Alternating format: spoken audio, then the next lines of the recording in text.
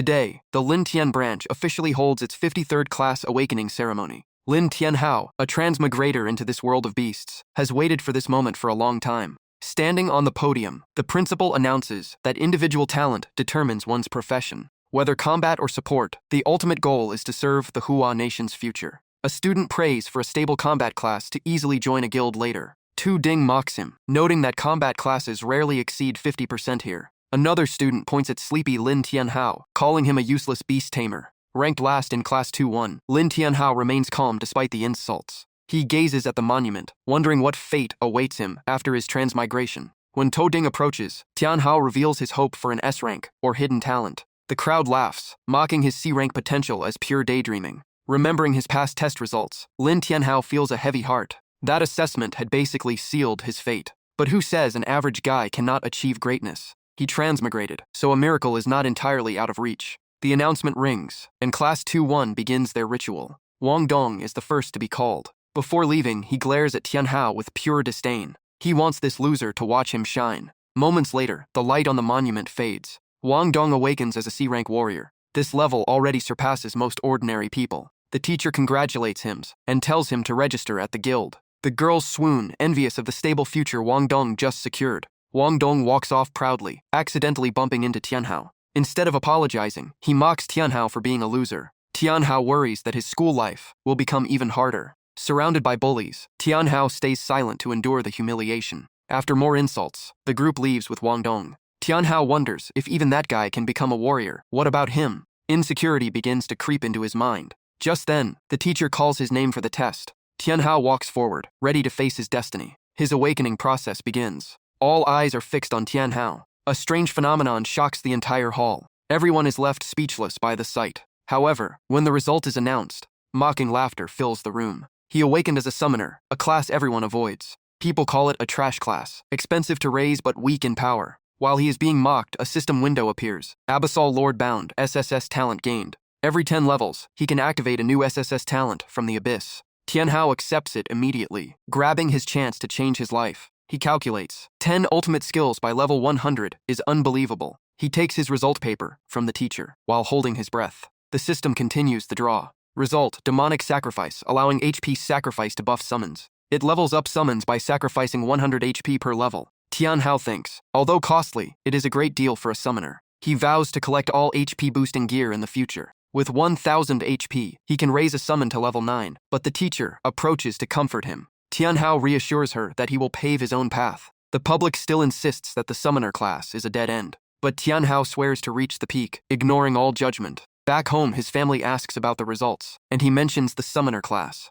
She is surprised, but quickly remains optimistic. She promises to become a mage to protect him, making him blush. He turns away, insisting he is a strong summoner who needs no protection. He tells her to focus on taking care of herself. As he heads to his room, he gets a notification to meet the teacher. The teacher summarizes the class results and their various professions. Wang Dong mocks him again, but Tianhao chooses to ignore him. The teacher gives Tianhao an old textbook and offers help if needed. Seeing the dusty book, Tianhao realizes the low status of summoners. The meeting is for data collection, and the teacher warns them not to embarrass the school. The class heads out to the courtyard. The official talent test begins. A student volunteers to go first. The device records 73 points, a good result praised by the teacher. It is Wang Dong's turn. 89 points, an impressive achievement. The principal praises Wang Dong before calling Tianhao. Tianhao takes his weapon and walks onto the stage. He recalls the basic skill from the book, never having practiced. At this point, he decides to go all out. A strange wind rises, drawing everyone's attention.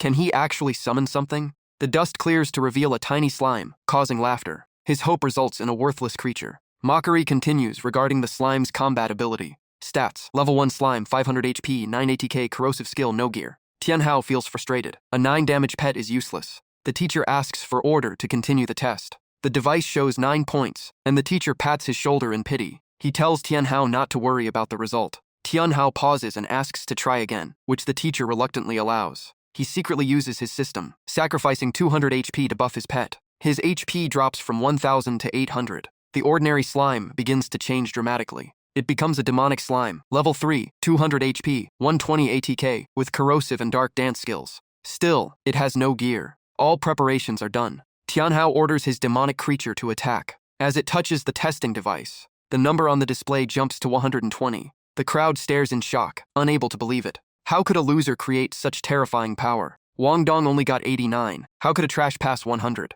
Wang Dong screams, accusing him of cheating on the device. Students agree, claiming he rigged the result from 9 to 120. Tianhao remains silent, knowing he used his talent to buff the slime. The teacher suspects something and checks the device. He finds the sensors are completely broken. He announces clearly, Lin Tianhao did not cheat, it was a machine failure. Wang Dong is relieved that Tianhao's loser status is still hidden. He demands they use the first 9-point result, supported by his group. The teacher cancels the current result and waits for a fix, despite protests. The teacher ends the test and postpones the remaining students. When a lackey tries to speak, he shuts up under Wang Dong's glare. Leaving the stage, Wang Dong mocks that a chicken can never be a phoenix. He ignores Tianhao and heads to the Black Abyss Level 1. Tianhao sees this as the perfect chance to test his demonic slime. He leaves while technicians are shocked by the damage left on the machine. Did a hidden genius just appear in the school? At the gate, an old man with white hair blocks Tianhao. He praises Tianhao's summoner talent, which sounds suspicious. The old man offers a high-quality staff for 300 gold coins. Tianhao holds a cheap wooden stick, feeling scammed. The old man claims it's fate, but the stick radiates strange energy. Even the Summoner Guild lacks such a unique item. Tianhao decides to buy it. He only has 92 gold coins and has to negotiate hard. The old man happily takes the 92 gold as a deposit and grabs his money. To obtain the staff, Tianhao must delve deep into the Black Abyss and bring back a treasure. The old man hands him a debt contract and quickly grabs his hand to leave a thumbprint, leaving him no choice. He is left saddled with a heavy debt, sulking away while the old man celebrates, just as another elder arrives. The homeroom teacher approaches Elder Fang to report the test delay and asks if he wants to leave. Elder Fang eyes the departing Tianhao as the teacher sighs over the poor fate of a summoner. Elder Fang smiles meaningfully, confirming that the boy's path will be far from easy. Tianhao arrives at the entrance of the Level 1 Black Abyss dungeon. It requires a team of 3 to 5, Level 110, making solo play impossible.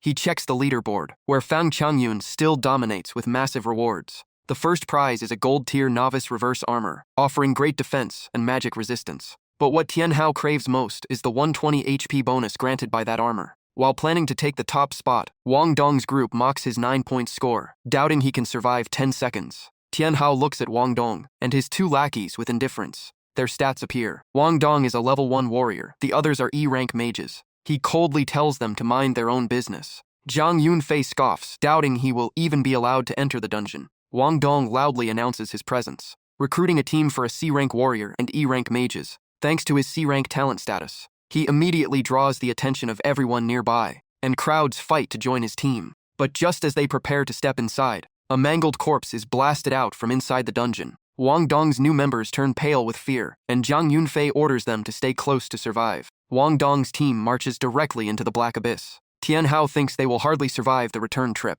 Though revival is possible, the cost is too high, so he remains focused on a safe, one life clear. A student points at a girl near Tianhao, calling her an S-rank expert, but is refuted because she is just a useless summoner. The student looks visibly disappointed. Tianhao checks her info. Li Xue level 1 Bard E-rank talent, a low-tier support with no group buffs. She seems to have been standing there waiting to team up for days. Tianhao decides to walk up and propose an alliance. Li Xue is confused to see an S-talent summoner, based on her misunderstanding, asking her to team up. Though suspicious, she cannot turn down such a valuable opportunity from a handsome guy. Li Xue shakes his hand, confirming the team, while Tianhao introduces himself as a summoner. They divide tasks. Tianhao handles monsters, while Li Xue stays safe, making her heart flutter. Tianhao decides they still need one more member to optimize their combat potential. Just then, a crowd of boys surrounds a girl, begging to form a team with her. They fight for the beauty's attention, from Holy Shield Knights to experienced teams. Tianhao is shocked to recognize the school's famous queen bee, Su Qingni. Su Qingni is a level 1 beast folk with A-rank talent, yet she finds the crowd disgusting. She notices Lin Tianhao, the class loser turned summoner, and wonders if teaming up with this bottom-tier person offers any advantage. Suddenly, Su Qingni walks straight to Tianhao and orders him to take her into the team. The boys around them are stunned, glaring at Tianhao with murderous intent. Her request breaks many hearts, and Tianhao scratches his head, forced to become a target of jealousy. Su Qingni bluntly orders the annoying crowd away to stabilize the team. She leads the way, urging the others to enter the Black Abyss Gate. Tianhao asks why, and Su Qingni admits she just sees them as accessories to prove her own carry potential. Both Tianhao and Li Xue are stunned to realize they are being looked down upon. Without further explanation, the young Miss Su urges her team forward. Tianhao sighs at the reality, while Li Xue worries about being only a team of 3. The trio enters the inner space of the black abyss. A chilling atmosphere surrounds them, making Li Xue shiver from the deep cold. Even Tianhao's thermal gear becomes useless in this harsh environment. Li Xue quickly remembers her support skills. She plays her instrument, creating a warm light that envelops them, earning Su Qingni's approval. Aiming for the leaderboard, they head out and encounter their first monster. A pair of glowing red eyes flashes from the dense bushes. The monster gradually appears in the group's sight. It is a rotten wolf emperor, a common creature in the black abyss. Su Qingni confidently takes on the monster to warm up. She casts her beast transformation, Spirit Cat skill. Tianhao is amazed to witness her seductive semi-beast transformation. Su Qingni rushes forward at incredible speed. Her body moves like an arrow, cutting through the wind. With just 3 critical claw strikes, the target falls completely. Tianhao notices her attacks carry a nasty bleeding effect. Su Qingni generously gives the loot to Li Xue as a reward for the warmth skill earlier. While the girls move on, Tianhao lingers to observe the wolf's carcass with a thoughtful look. Soon after, they run into a pack of 3 more wolves. Su Qingni maintains her aggressive attacking style. However, this time she gets a minor arm injury from failing to dodge a counterattack. Li Xue tries to heal her but is rejected because the young miss thinks low-tier skills are useless. Su Qingni treats the wound herself with personal medication. Li Xue feels disappointed, but Tianhao arrives in time to comfort her. The team continues their journey deep into the labyrinth. While moving, they accidentally trigger a trap. A magic circle under their feet activates, and the air becomes suffocating.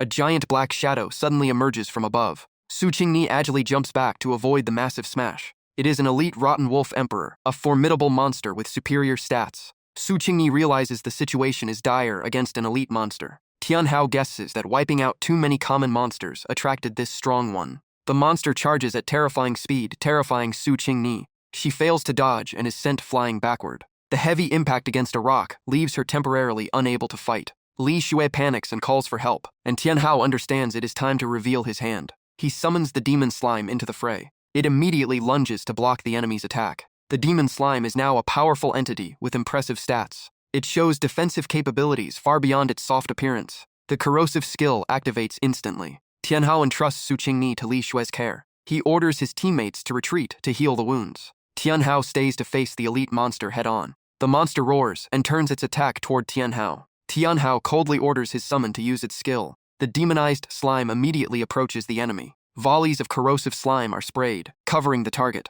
The monster continues charging, despite the damage. It tries to use its weapons to break the slime's formation. Tianhao is unperturbed by the opponent's overwhelming power. He calmly controls his summon. The demonized slime performs a devilish dance to dodge dangerous attacks. The elite monster's defense is too high. Tianhao needs to find another weak point. He discovers that the skin on the opponent's feet is being heavily eroded by the slime. This is the gap needed to end the battle. The slime focuses all energy attacking the enemy's ankles. The monster collapses into the snow, and Tianhao is confident the strategy worked. Su Qingni wakes up, shocked by Tianhao's overwhelming power.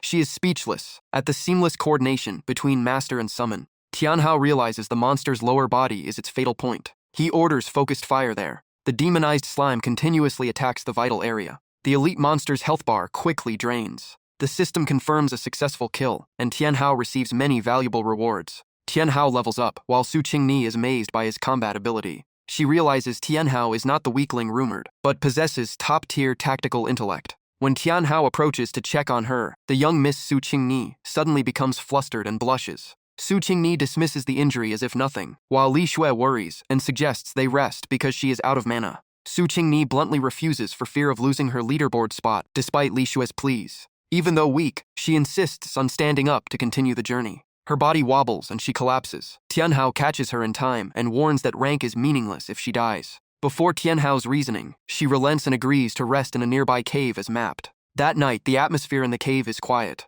Tianhao takes responsibility for guarding outside, and Li Xue quickly falls asleep from exhaustion. Both are surprised by how quickly she fell asleep. Tianhao turns to remind the young miss to rest, then prepares to leave the cave. Su Qingni suddenly calls him back to thank him for saving her, blushing when stared at, and hurries to lie down to hide her shyness. She acts as if nothing happened, making Tianhao chuckle and scratch his head as he walks away. He mutters that the arrogant young miss is definitely a typical cold outside, warm inside type. Su Qingni glances at Tianhao's back, while he checks his stats outside the cave. Character: Lin Tianhao, level 3 summoner, possessing the S-rank demon sacrifice skill. He tests the equipment all buff and notices an empty slot in his summoning space. Tianhao needs more HP to boost his slime, so he decides to sacrifice some now. Tianhao orders a 400 HP sacrifice. His HP drops from 1200 to 800, but his demonized slime hits level 7. The slime evolves with superior stats and a new split skill. He wonders how this cloning ability compares to the original. Tianhao summons the creature to an open area to test it. The slime jumps to the target location. Tianhao activates the split command. In an instant, it divides into two identical entities. He checks the info. HP is divided equally. Reaction speed increases, but defense decreases. Tianhao observes carefully to see how long it lasts. A 3-minute countdown appears over their heads. Tianhao is disappointed by the short duration. Suddenly, a terrified scream from the cave makes him rush back. The situation seems dire. Upon entering, he sees Su Qingni and Li Shui struggling with a giant monster. Li Shui screams in panic as the monster approaches. Tianhao immediately orders the slime to attack. The slime spray skill is launched instantly. However, it only deals 25 damage, shocking Tianhao. Info check: giant snow rabbit, level 8, high defense and speed. Its fur is immune to normal attacks. A level 8 monster is too strong. Li Shui and Su Qingni are desperate against such power. The rabbit roars and lunges at Tianhao and his summon. Su Qingni screams for him to be careful. Tianhao narrows his eyes, unfazed by a brute force monster. The slime continuously sprays slime,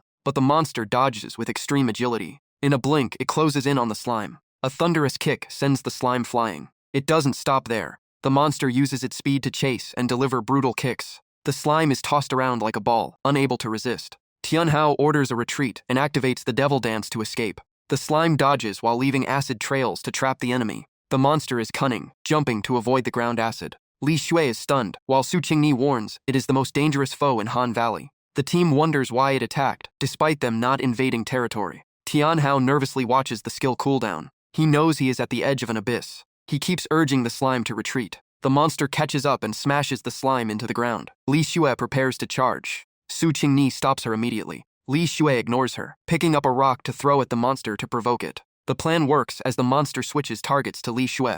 Li Shui screams in fear. Rummaging through her bag, she unexpectedly throws a carrot at it. The monster stops abruptly at the sight of the carrot. It eats the carrot with total satisfaction. The team realizes it was just hungry. Li Shui admits she brought carrots as rations. As the monster approaches again, Li Shui throws more carrots. It continues to happily munch on the vegetables. Tianhao realizes this is their only chance to turn the tables. He orders Li Shui to pass the carrot bag to Su Qingni. Su Qingni grabs the bag in confusion. The monster attacks her. Li Shui transforms into her beast form to dodge. She questions what Tianhao is planning. Tianhao smiles confidently. It is time for the final blow. Su Qingni dodges another strike, yelling for Tianhao to hurry. Time is running out. Tianhao points to the cave wall, ordering her to lure the beast there. Su Qingni understands and takes action. The monster chases her madly. At the moment it hits the wall, she abruptly shifts direction. The monster slams into the wall, causing the cave ceiling to collapse. Large rocks fall on its head, leaving it completely stunned.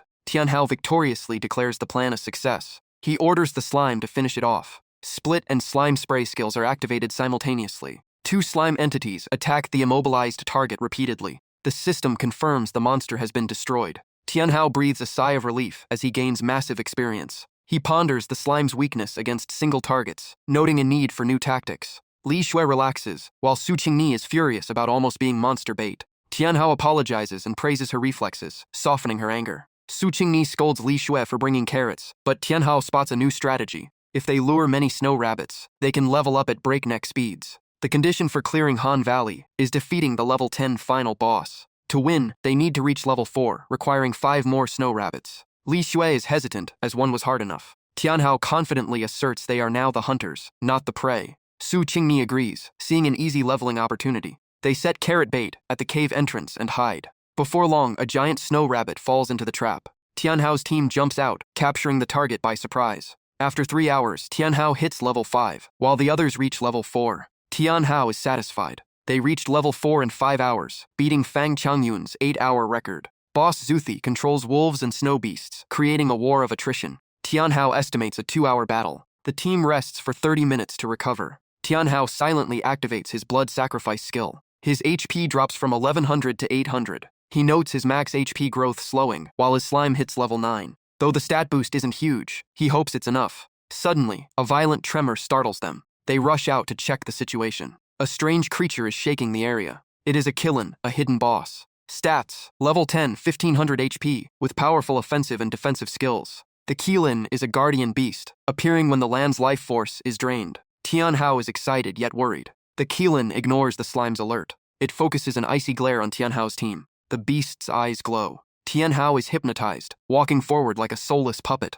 The slime screams a warning in vain. Tianhao keeps walking. The slime bites his leg hard, waking him up. He is confused by his pet's strange behavior. The slime signals toward the two girls. Li Shui and Su Qingni are hypnotized, heading toward the abyss. Tianhao screams a warning. He lunges to grab them and drags them behind a large rock. Once awake, Su Qingni realizes it is a Killen. Tianhao suspects the hunting triggered it. They argue if the hunting caused it. They only needed to defeat Zuthi to clear the level. The hidden boss is too strong. They risk total annihilation. Li Shui wants to escape. Tianhao refuses. They left too many tracks to hide. Li Shui is crushed, but Tianhao encourages her. He reminds her they broke the time record. He resolves to fight. Su Qingni regains her spirit. Li Shui feels comforted. The Killen roars with majesty. It jumps across the abyss. Using its horn, it charges toward the group. The rock shelter nearly becomes their tomb. Tianhao orders them to scatter. The rock is smashed to pieces. The Killen releases a sonic wave. Tianhao covers his ears in pain and calls Li Shui to counter. Li Shui plays her lute, using resistance and damage boost skills. Her music overwhelms the boss's wave, infuriating it. It charges Li Shui. Li Shui freezes in fear. At the critical moment, Su Qingni in beast form blocks the sharp horn. She launches a counterattack at the boss's neck. Su Qingni smiles arrogantly. She lures the boss to target her instead. She confidently provokes the opponent. Tianhao spots an opening and warns her. Su Qingni is hit and collapses. Li Shui rushes to help. She calls her friend's name in worry. Tianhao orders the slime to engage. He focuses all buffs on his pet. The slime is empowered to the limit. The demonized slime's stats increase significantly. All preparations are complete. The slime lunges like an arrow. It sprays slime, making the Killen roar in pain. Li Shui is amazed by the slime's power. Tianhao analyzes the monster's weakness. The Killen is highly vulnerable to dark attribute attacks. Even as the slime is partially crushed, its core holds tight. It jumps forcefully. It latches onto the boss's back. The toxic slime begins to soak in. The Killen suffers from internal erosion. A notification panel appears. A critical strike is dealt. The boss falls into a state of extreme rage. Tianhao orders an immediate retreat. The slime detaches from the target. It pulls back toward its master. The Killen stands motionless. Its gaze toward Tianhao seems filled with hidden emotions. Tianhao is not yet sure of its intentions. Blood begins to trickle from the monster's body. Su Qingni urges Tianhao to finish it and lunges forward. Li Shui also joins the fray. Su Qingni takes down the opponent. The Killen roars in pain. Tears roll down its face. A piercing shriek echoes as a pillar of light shoots up. The ground shakes violently. The cave begins to collapse. A massive boulder hurtles toward Tianhao. The slime intercepts it. The boulder dissolves from erosion. The slime shrinks back to its normal state. Danger is imminent. This place is no longer safe. Tianhao calls everyone to gather. Li Shui and Su Qingni rush toward Tianhao. They reach the protection of the slime. Everyone is stunned by the destruction. The divine beast's mana fades after its death. Tianhao eyes the Killen, a guess forming in his mind. Just then, a large rock from above threatens to crush it. Without hesitation, he orders the slime to use split. The timely interception saves the Killen from being crushed. Li Shui notes the ceiling has stopped collapsing. Tianhao's group approaches the beast. Su Qingni is amazed that where the Killen's blood touches, grass instantly springs to life. As she wonders what is happening, Tianhao explains. The unicorn's blood contains immense restorative power, reviving the land. The beast suddenly lifts its head. Su Qingni tries to kill it to finish the dungeon, but Tianhao blocks her. Li Shui asks her to calm down, sensing something unusual about the creature. Tianhao intently watches the Killen. He cannot fathom its behavior when it suddenly stands up. The sharp horn nearly strikes Li Shui, making Su Qingni impatient to end it. She insists they cannot wait any longer. Despite Tianhao's resistance, she remains intent on finishing the beast. At that very moment, a strange bulge appears on the Killen's belly. A baby Killen is born, stunning the group. Su Qingni decides to strike while the mother is weak. She wants to end it before things get complicated. Just as she raises her weapon at the infant, Tianhao lunges to shield it with his own body. The attack is too sudden to stop. Her claw grazes his face, and his blood falls onto the baby Killen's horn. Su Qingni asks in shock what he is doing. She screams in fury. Right then, the system alerts them. Contract formation successful. A golden light shines toward Tianhao. Stats for the level 1 infant Killen appear. 600 HP, 15 ATK, 100 SPD, 2 def. It possesses two special skills, Soul Cleansing Song and Beast Stampede. Tianhao realizes his guess was right. It only wanted to protect its young. Unexpectedly, he now owns a second summon. Su Qingni is still in shock. Before she can speak, the mother's body glows brightly. The ground cracks, so she drags Li Xue to flee, urging Tianhao to move. Tianhao sits down, gently petting the infant and promising to take care of it. The mother's remains vanish, dropping loot and signaling dungeon completion. The ground ruptures. The slime panics while Tianhao stares at his system panel. A notification congratulating him on breaking the record pops up. Tianhao thinks, while Tingni and Li Xue yell at him to leave. He barely snaps out of his thoughts as his foot slips into a fissure. Tianhao and his slime tumble into the gap. The girls cry out as he falls into the void. The system presents a leave dungeon confirmation. Tianhao accepts immediately. Blue light engulfs them, taking all three to safety. The team is transported to a new location. Li Xue exhales, having thought she would die. As Tianhao collapses, the girls rush over. Tingni grips him anxiously. The crowd whispers about changes to the rankings, despite one guy insisting the old record is unbreakable. Someone points at the portal, predicting a record breaker will emerge. They discuss if the team that just left succeeded, while the staff bearer remains arrogant. Tingni fusses over the noise, while Li Xue tries to calm her. The crowd gathers at the gate. Wang Dong's group exits. He glares at Tianhao with disdain. Wang Dong mockingly asks if Tianhao was forced to leave early. He teases Tingni for being with a loser. Tingni curses him, and Wen Fi threatens her. Wang Dong calls Wen Fi back, surprising them. He gets close to Tianhao, bragging about their difference in rank. Tianhao sneers, challenging him to witness who is truly superior. Wang Dong lunges to grab his collar. Just then, the system announces a leaderboard update. Seeing Lin Tianhao at number 1 leaves the group horrified. He lets go in shock while Tianhao smiles triumphantly. Everyone's system shows his name at the top. The crowd goes wild as the old record is shattered, but Wang Dong claims cheating. Wen Fi accuses Tianhao of cheating in the school test. Public opinion is split between suspicion and curiosity. Someone states that dungeon rankings cannot be faked. Wen Fi tries to fight but stops cold. His expression turns sour. The appearance of the Murong Wu group draws all eyes. The crowd is in awe of the Murong siblings, while Tianhao wonders why they are here. He questions why family elites would come to a commoner zone. They don't usually need commoners for teams. Tianhao wonders if they have an ulterior motive. Wang Dong rushes to greet Murong Xue. She ignores him, leaving him humiliated. Wen Fi defends Wang Dong, but Murong Xue looks at him with contempt. He asks angrily. Wang Dong signals for Wen Fi to stop. He turns to Tianhao, threatening him with consequences. They leave, and Tingni is relieved that the annoying group is gone. Deng Wu smiles, confirming Tianhao as the record breaker. He reaches out, while his sister Deng Tuye looks annoyed at Tianhao's blank expression. Deng Wu quickly steps in, asking her to be polite. Tianhao is still hesitant about the invitation. Tingni interrupts, angry that they are trying to poach her member. Deng Wu coldly ignores her, asserting his right to talk to Tianhao. Tingni grabs Tianhao to leave, wanting no part of them. Deng Tuye blocks the way. The crowd whispers about the recruitment of a legendary summoner. Tingni refuses, fearing her rank will tank without Tianhao. The others pressure him to leave. Onlookers debate the opportunity, and Li Xue worries about Tianhao's intentions. Tingni is sure Tianhao won't betray her. Deng Wu remains calm, asking Tianhao for his choice. He officially invites Tianhao to join the Golden Holy Legion. Tingni tries to block him, forbidding an acceptance. But Tianhao surprises everyone by agreeing. Tingni and Li Xue are horrified by this unexpected turn. She asks to confirm if she heard him right. The news shocks her out of her mind. Deng Wu praises his wisdom and tells him to finalize it on the system. The yes or no buttons glow before him. Tingni's group struggles to stop him. Deng Wu paints a picture of mutual success, but Tianhao hits refuse. This 180-degree turn stuns everyone present. Deng Tuyet screams, confused by what just happened. Tianhao explains that joining depends on meeting his specific demands. He coldly turns to leave, acting like he doesn't need to negotiate. Deng Wu is forced to ask for his conditions. Tianhao returns, listing tyrannical demands, command rights, total exp, and all loot. This leaves the Murong side reeling. Onlookers think it's ridiculous, but perhaps a worthy price for a record breaker. The Murong group argues that Tianhao is too arrogant. Tingni is secretly delighted. She challenges the Murong group to try themselves if they refuse the rules. That attitude makes the other side furious, and Bing Yi nearly charges to teach Tianhao a lesson. Deng Wu keeps a cool head, reminding his team of their main mission. He mocks Tianhao, believing he is just playing hard to get to refuse them.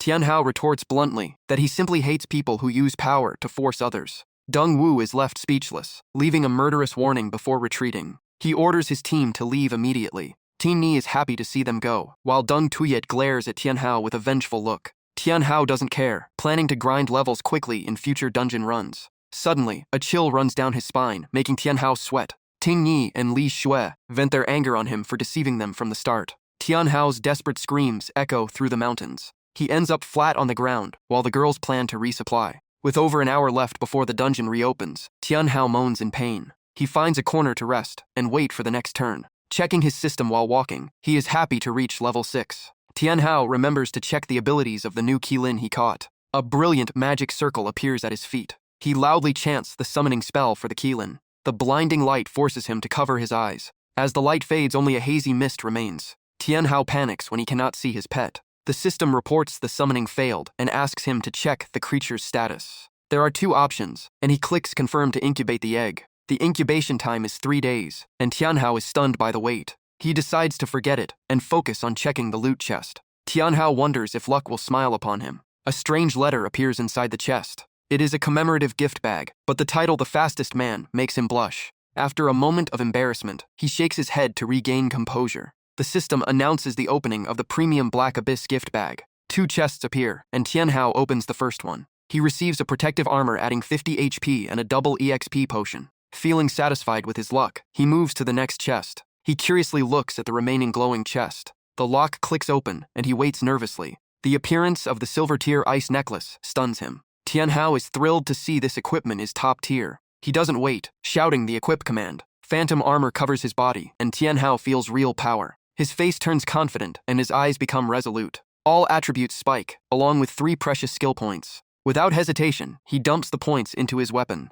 A fiery red energy explodes, and he officially upgrades the weapon to level 3. A new skill allows him to double his summon's power for 200 seconds. Tianhao is pleased, believing dungeon runs will be much easier now. He operates the system to upgrade Slim, whose demonic form slowly emerges. He decides to sacrifice 100 points, but is surprised to see an advancement option. He is surprised Slim has this special ability. The system requires 6 more levels for advancement, and Tianhao wonders if it brings new skills. With no detailed description, he feels confused. Finally, Tianhao decides to just do it to find out for himself. He clicks confirm, and his HP bar immediately drops to a limit of 1100. The system reports a successful sacrifice, and his HP drops further to 500. Tianhao watches Slim's transformation closely. It radiates intense energy, making Tianhao struggle against the strong wind. Amidst the energy storm, he keeps his eyes on the summon. Slim's once distorted and ferocious body begins to change significantly. Tianhao is so stunned he sweats profusely, while Ting Yi searches for him at the square.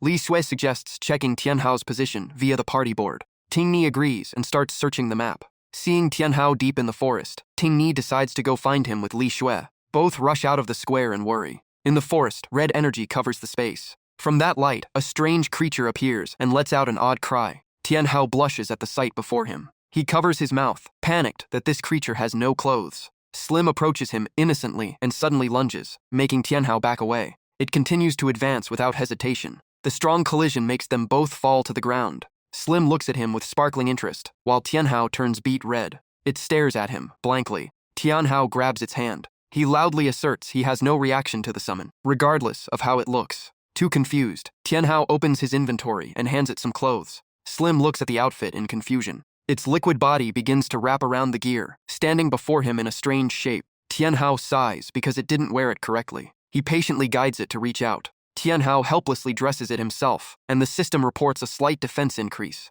He is amazed that the summon can use human gear, guessing it might be because it has a humanoid form. Tianhao begins checking the new attributes after advancement. The system clearly shows Slim's power stats have skyrocketed. He happily notes Slim has 2 new skills, Corrosive Acid Rain and a single target skill. Tianhao values their power and decides to test them soon. Meanwhile, Ting Yi tracks him and sees 3 red dots in the woods. She urges Li Xue to hurry forward. Finally, she finds Tianhao. The sight of Tianhao hugging Slim leaves them both stunned. Li Xue blushes and is extremely surprised. Ting Yi yells angrily, asking what he is doing. Tianhao clumsily explains, but Ting Yi mocks that she interrupted his private time. He just stands frozen, sweating like a fountain. Ting Yi screams in embarrassment. Tianhao defends himself, saying he was just taking care of Slim's advancement. He wonders why they came all the way here. Ting Yi reminds him the dungeon entry time has arrived. Tianhao checks his clock and sees time is running out. Confirming the team is ready, he decides to enter the dungeon with them. A beam of light covers all 3. At Han Valley, the Dongwu group finishes the fight, realizing the divine beast is gone. Dongwu checks the scene in disappointment. He bitterly admits he was beaten to it. Dong Wu cannot hide his anger that the reward was stolen. Bing Yi is angry and wants to hunt down the thief. Wu Hang stops him because this is a secret mission and they cannot cause trouble. Deng Tuyet suspects the culprits are rogue squads from outside the guild. She guesses the unorganized newcomers took it. Deng Tuyet asserts other guilds didn't have fragments to know the beast awoke. Deng Wu believes only his group knew early, except for someone who stumbled upon it. He questions who has the power to defeat the hidden boss in the Black Abyss. Deng Tuyet suggests hunting down teams that just left the dungeon to steal it back. Deng Wu refuses because he doesn't want the reputation of killing innocent people. He values the ability of the one who defeated the hidden boss. Deng Wu suspects it's Lin Tianhao, making Deng Tuyet hate him more. Deng Wu orders a return to the guild to report before making further decisions. Deng Wu's sword stabs into the cold ice. A spatial portal appears brilliantly. Deng Wu's group leaves, while Tianhao's group arrives in the cold Han Valley. Ting Ni leads the way, demanding a quick battle. Tianhao sighs at her spoiled personality. The group moves deep into the forest, Ting Ni eager for the first prey. Rustling in the bushes signals danger nearby. Ting Ni gathers energy, preparing to strike. A pack of wolves lunges, leaving Li Xue panicked by their numbers. Tianhao suspects something is wrong when 5 times more monsters appear than expected. Ting Ni doesn't back down, determined to kill the whole pack. The sheer number makes her need Li Xue's help. Li Xue chants, creating magical notes that wrap around the space. Ting Ni confidently charges forward. Her powerful strike sends the wolves flying, creating an easy finish. The pack is scattered, leaving purple smoke on the battlefield. Tianhao watches, secretly amazed by the 400 damage from Ting Ni's strike after leveling up. Ting Ni is confident, while Tianhao still worries about the abnormal number of enemies. Seeing him stunned, Ting Ni yells for him to keep up. Tianhao nods, determined to wait for the next hunting point to decode the situation. In the dark forest without light, Tianhao feels an unsettling atmosphere.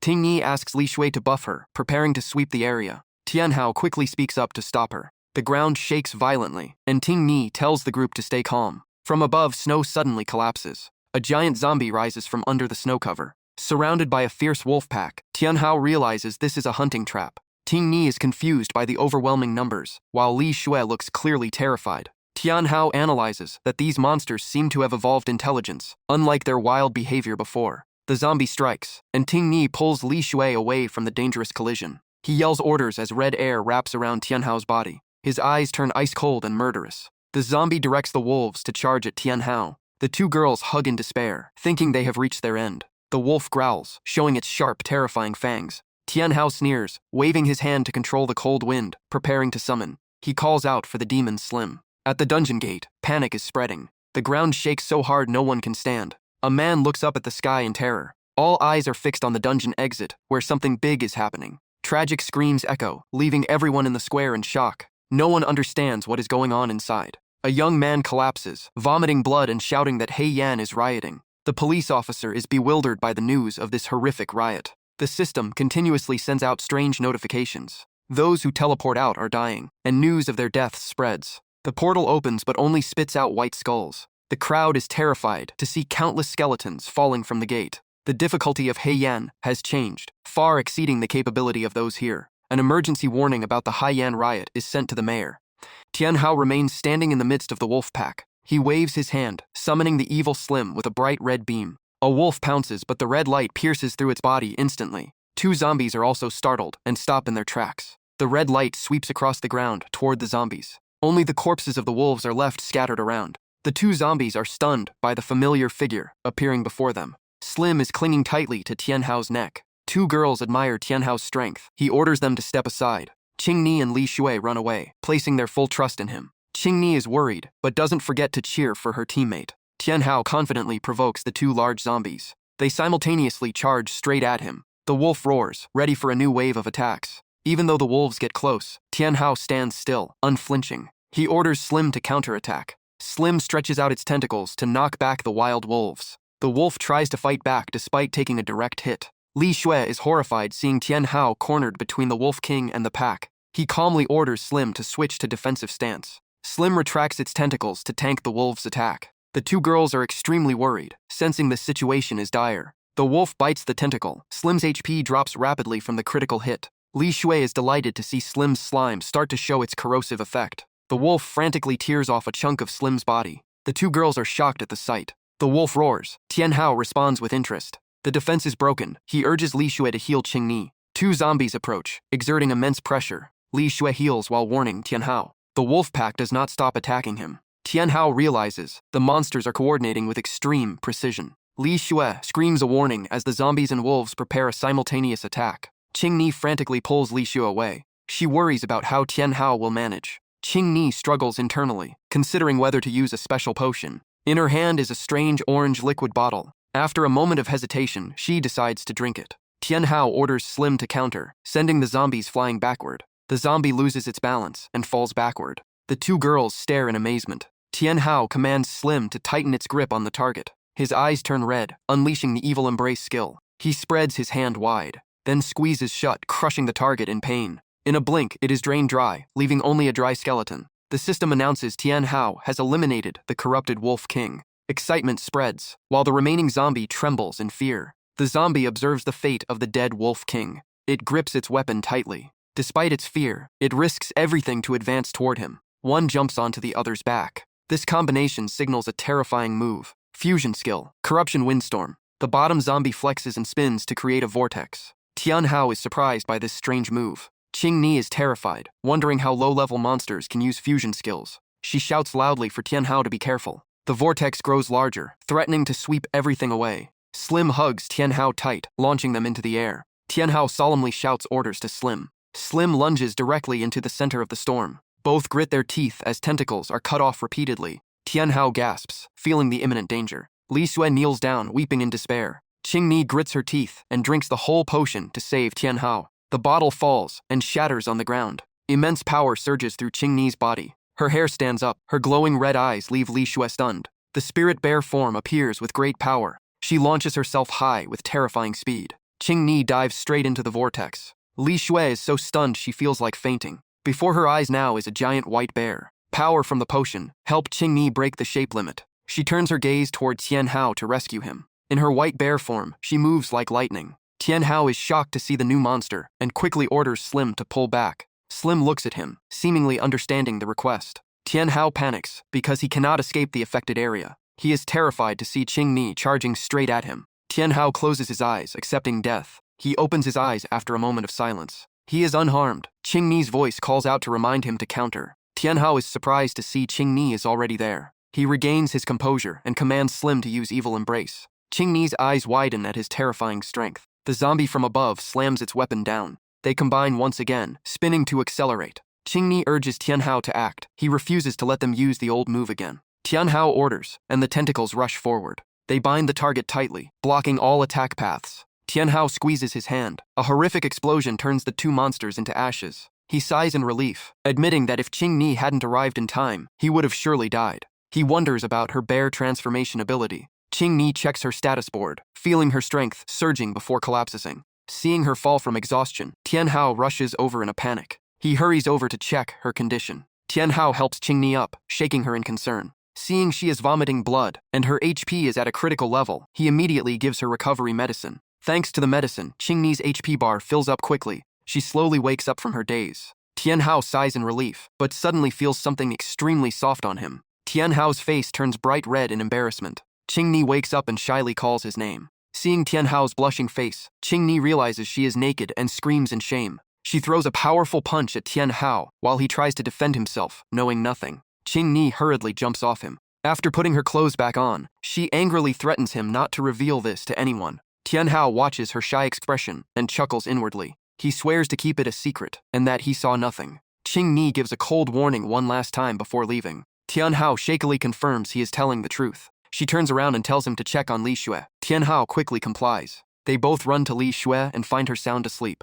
Tianhao cannot help but marvel at the girl's carefree attitude. He sits down and calls for her to wake up. Li Xue wakes up startled, screaming in fear, haunted by the monsters. Tianhao and Qingni reassure her that the danger has passed. Li Xue bursts into joy seeing everyone is safe. She rushes to hug Tianhao. He shyly explains it was thanks to Qingni. Qingni interrupts, asking to discuss the next battle plan. Tianhao seriously points out that the difficulty of the Black Abyss has changed. The group agrees that the monsters are now many times stronger. He suggests retreating because the current situation is not favorable. Everyone agrees to retreat to preserve their lives. Tianhao clicks the confirm button to withdraw from the dungeon via the system. However, a retreat failure notification appears. The group is stunned by this incident.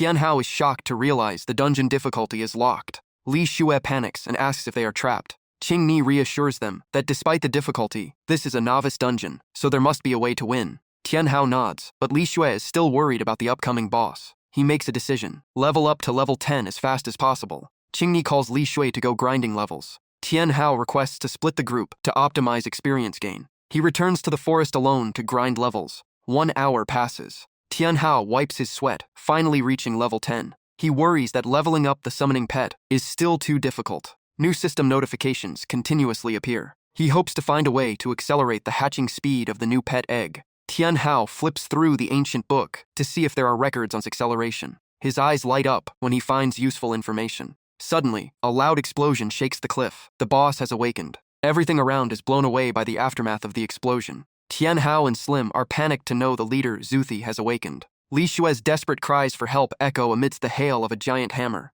Qingni hastily turns back to find her teammates. Li Xue trips and falls in a panic. Qingni uses the Spirit Shadow Step skill to rush over, but the attack is too strong, sending them both flying. She hugs Li Xue tight to land safely, but finds herself out of mana. The giant hammer keeps aiming straight at them. Qingni uses her last bit of strength with her iron claws, sweat streaming down her face. The hammer slams down on their position. The strike deals massive damage, over 2,000 points. Tianhao calls Slim to rescue them with a large red thread, cushioning the two. Slim is also thrown far away after absorbing the impact. Tianhao runs over to ask how they are. Both girls are severely injured. Qingni has almost lost feeling in her arm. A giant vortex moves toward them once again. Tianhao looks straight into the heart of the storm, without any fear. Leader Zuthi appears with a scary form. Tianhao warns the group to be careful. This boss is much stronger than the previous ones. It has a human form, intelligent and full of cunning. It is a killer lurking in the valley. The weakness is the heart crystal on its chest. The boss flies up high, roaring as it dives. Tianhao stands up, and the whole group gives their all to fight. He calculates that destroying the heart crystal will be their only hope of survival. The leader commands its minions to attack en masse. Tianhao orders Slim to use Evil Dance. Slim glides to destroy the minions, while the boss swings its hammer in retaliation. He shouts the command to activate his full body equipment. Slim splits into two entities. They join forces to create a circle, locking the leader inside. The boss slams the hammer, causing Slim to lose a large amount of HP. Tianhao stands far away, watching in panic. Slim is sent flying after a powerful explosion. It sticks firmly to a nearby cliff. He calls Slim to return immediately. The leader summons more minions, emerging from the ground. Tianhao experiments with the accelerated summoning technique. A blue vortex appears, accompanied by a glowing egg. The wolves swarm. He calls out in a panic. Sharp claws slash and tear the wolves apart. Qingni rushes over to shield Tianhao. She vomits blood while taking the hit. Tianhao screams her name in desperation. He tries to cast a spell, but the situation is beyond saving. A brilliant golden light deflects the boss's attack. A water rift appears with a strange light that blinds Tianhao. Qingni stands up and casts a defensive circle of light. Tianhao is extremely surprised to face the murderous boss. Li Xue rushes him to act faster as her level 1 light barrier is about to break, while Tianhao focuses his mind to chant. The leader doesn't hold back, swinging its weapon for a massive strike that shatters Li Xue's shield. Exhausted of energy, she collapses helplessly to the ground. Just in time, Tianhao's eggshell begins to crack. Slim uses its last strength to throw a red ribbon to bind the boss's arm. Tianhao touches his lips with 2 fingers, finishing the final incantation. At the same time, the leader pulls hard, snapping the ribbon and flinging Slim away. Just as it prepares to strike again, a blinding blue light erupts from Tianhao's position, accompanied by a magic orb that blinds the leader and causes it to drop its weapon. Tianhao smiles brightly, amazed at his own success. A unicorn with pure white fur and a silky blue mane appears, radiating light from its horn. This action makes the leader angrier, and ice patches begin to form on its skin. Qingni screams a warning that Duthi has entered Phase 2, urging Tianhao to retreat. Despite the danger, Tianhao calmly orders the unicorn to attack. The unicorn stomps, its horn spinning to create a special circle of light. A brilliant ray shoots from the unicorn's horn toward the boss's transforming shell. The attack hits the leader's vital spot accurately. The protective ice layer shatters into tiny pieces, while the unicorn keeps circling the target. Qingni is stunned. She can't believe a 30,000 HP boss was taken down so neatly. She rushes over to the unicorn. The unicorn remains calm with a few drops of sweat on its brow, looking at its master. The status board for the Special Frost Unicorn appears. Tianhao strokes its head, excited about the victory and his new pet's power. Slim jumps into his lap. Tianhao laughs, admitting that without Slim's timely block, they would have died. His teammates ask if this is the new summoned beast and express admiration for his help. She exclaims that a low-level beast defeating a boss is absurd. Tianhao admits he doesn't know why the damage was so huge. Qingni guesses the light ice elemental affinity countered the boss's dark attribute.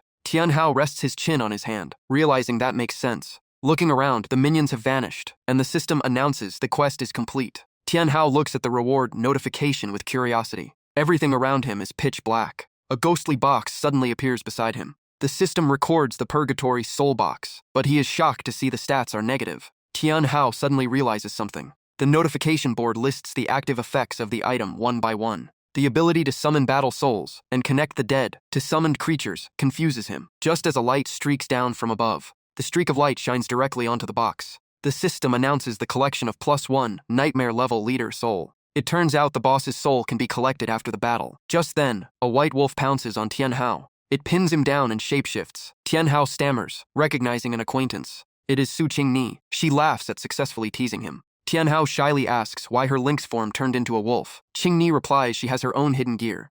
She shows off her immortal bird feather. Tianhao is stunned that its stats far exceed his gear, despite the level being relatively low. The notification board for the new item's effects piques his curiosity. Qingni carefully puts the gear away, fearing side effects, deciding not to use it recklessly after the battle. A call interrupts their conversation. Li Shui appears with a small familiar, curiously asking about the strange item. Li Shui confidently asserts that she can now protect both of them. Her familiar rests on her hat's rim. Li Shui excitedly shows off the cyclone magic hat she just picked up. Seeing Tianhao sigh at the name Cyclone, she wonders because she has never heard of it. Qingni plans to ask a teacher after leaving the dungeon. Tianhao checks the board, surprised that the hat triples magic stats. Cyclone confirms it. This passive effect is truly powerful. He feels a bit down because his soulbox gear seems so inferior. The unicorn and Slim approach. Tianhao is grateful for their help in the crisis. The frost unicorn acts cold and turns away. It goes to Li Shui so she can pet it, making Qingni pout for being ignored. Tianhao smooths things over by urging everyone to leave, as the dungeon difficulty is acting abnormally.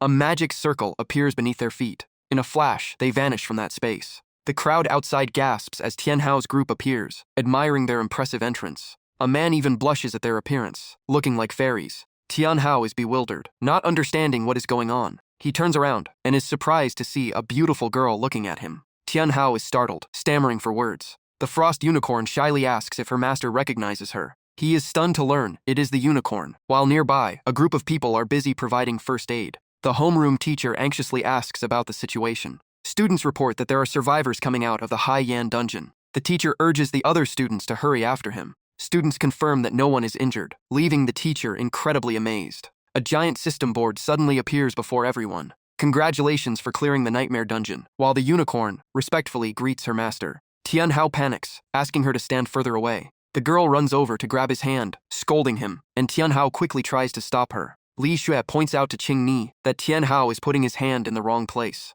Qingni bursts into a rage. She calls him a pervert and immediately scratches him. Tianhao cries, feeling that Li Shui is the gentlest person. Li Shui blushes, explaining it was just standard teammate support. Qingni leads the unicorn away. Seeing her annoyed attitude, Tianhao wonders why, just as a group of strangers approaches. Feng Yun appears with a stern face, saying that is the principal. Tianhao's group is wary of the principal's sudden appearance. Li Xie waves hello, but Feng Yun walks past them coldly. They look back. It is the homeroom teacher's group, gesturing for silence to avoid attention. Qingni angrily questions the identity of those people. Tianhao reassures her that it is his homeroom teacher. Tianhao asks what is happening. The teacher seriously reports that Haiyan has rioted, causing heavy casualties. It seems the cause originated from him. He points to himself, utterly confused. The teacher points to the unicorn, asking about the pact made in the dungeon. The homeroom teacher sighs in worry, blaming someone for setting him up. Realizing he is in big trouble, Tianhao panics and asks how to handle it.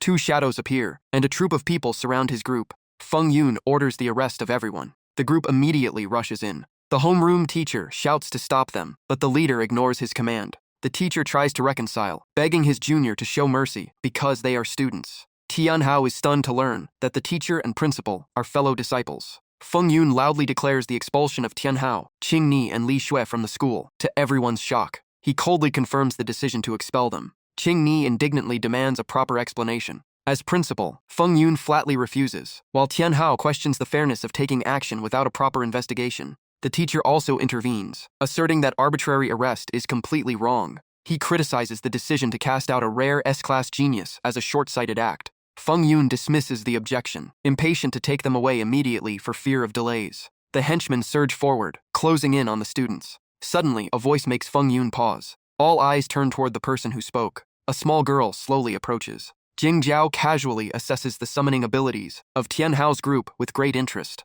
Tian Hao accidentally calls her a little sister, making her angry. She claims to be the princess of the Dauphin royal family. Tian Hao is awkward because he has never heard of this family. Feng Yun bows, reporting that the targets have been restrained for interrogation. Jing Jiao waves for them to be released and orders them into the Heiyan Valley using a teleport scroll. The teacher is terrified because that place is too dangerous for level 10 students, while Jing Jiao looks at Tian Hao with boredom. She commands them to join her exploration party. Tian Hao bluntly refuses without hesitation. Jing Jiao is so angry she grinds her teeth, while the teacher tries to use school authority to reclaim his students. She acts annoyed by the interruption. Lucy reminds them they have been expelled, but the principal insists they are still his students until the procedure is finalized. Lucy uses royal pressure to threaten them, leaving the principal speechless and helpless. Li Shui nervously asks the team leader for his opinion on their next move. Jing Jiao sarcastically remarks that Tian Hao knows he has become the center of attention for many enemies after the recent battle. Tian Hao scans his surroundings vigilantly. Qing Ni suddenly speaks up. She announces her decision to join the expedition. Qing Ni chooses to venture forth rather than be arrested. Jing Jiao turns to probe Tian Hao. The teacher tries to stop them, claiming entering that place is no different from suicide. Tian Hao focuses on analyzing the situation. In the end, he agrees, and Li Shui resolves to follow him. Jing Jiao laughs with satisfaction. Lucy forces the principal to release them. The principal sighs and exits, though the homeroom teacher still tries his best to dissuade them. Feng Yun casually states that they must now look after their own fate. The principal is left stunned, unable to argue back. Ta Sheng introduces himself as the guard captain, warning them of the butler, Lucy's formidable strength. Jing Jiao opens her umbrella and orders the group to be taken to the mansion. A wave of magic appears. The group vanishes and reappears at the Dauphin Royal Palace, where servants respectfully greet them. They step inside. Tian Hao is overwhelmed by the luxury of the royal family. Li Shui senses an unusual atmosphere, but before Qing Ni can reply, something flashes past. Both immediately enter a combat state. It turns out they were intercepted by Ta Sheng and Lucy. Jing Jiao calmly orders Lucy to test the newcomers. Slim suddenly appears, using tentacles to bind both attackers. Slim glares at the opponents with blazing killing intent. Tian Hao questions Jing Jiao's true motives, leaving her shocked that he saw through the situation so quickly. Tian Hao calmly snaps his fingers to issue a command. Slim immediately lets go, freeing them both. Tian Hao exposes Ta Sheng and Lucy's sneaky actions. Jing Jiao looks impressed by his keen observation. Tian Hao suggests that fighting on their home turf would only result in mutual loss. Jing Jiao admits they are not people to be trifled with. Lucy apologizes on her master's behalf for testing their strength, while Qing Ni clearly shows her annoyance.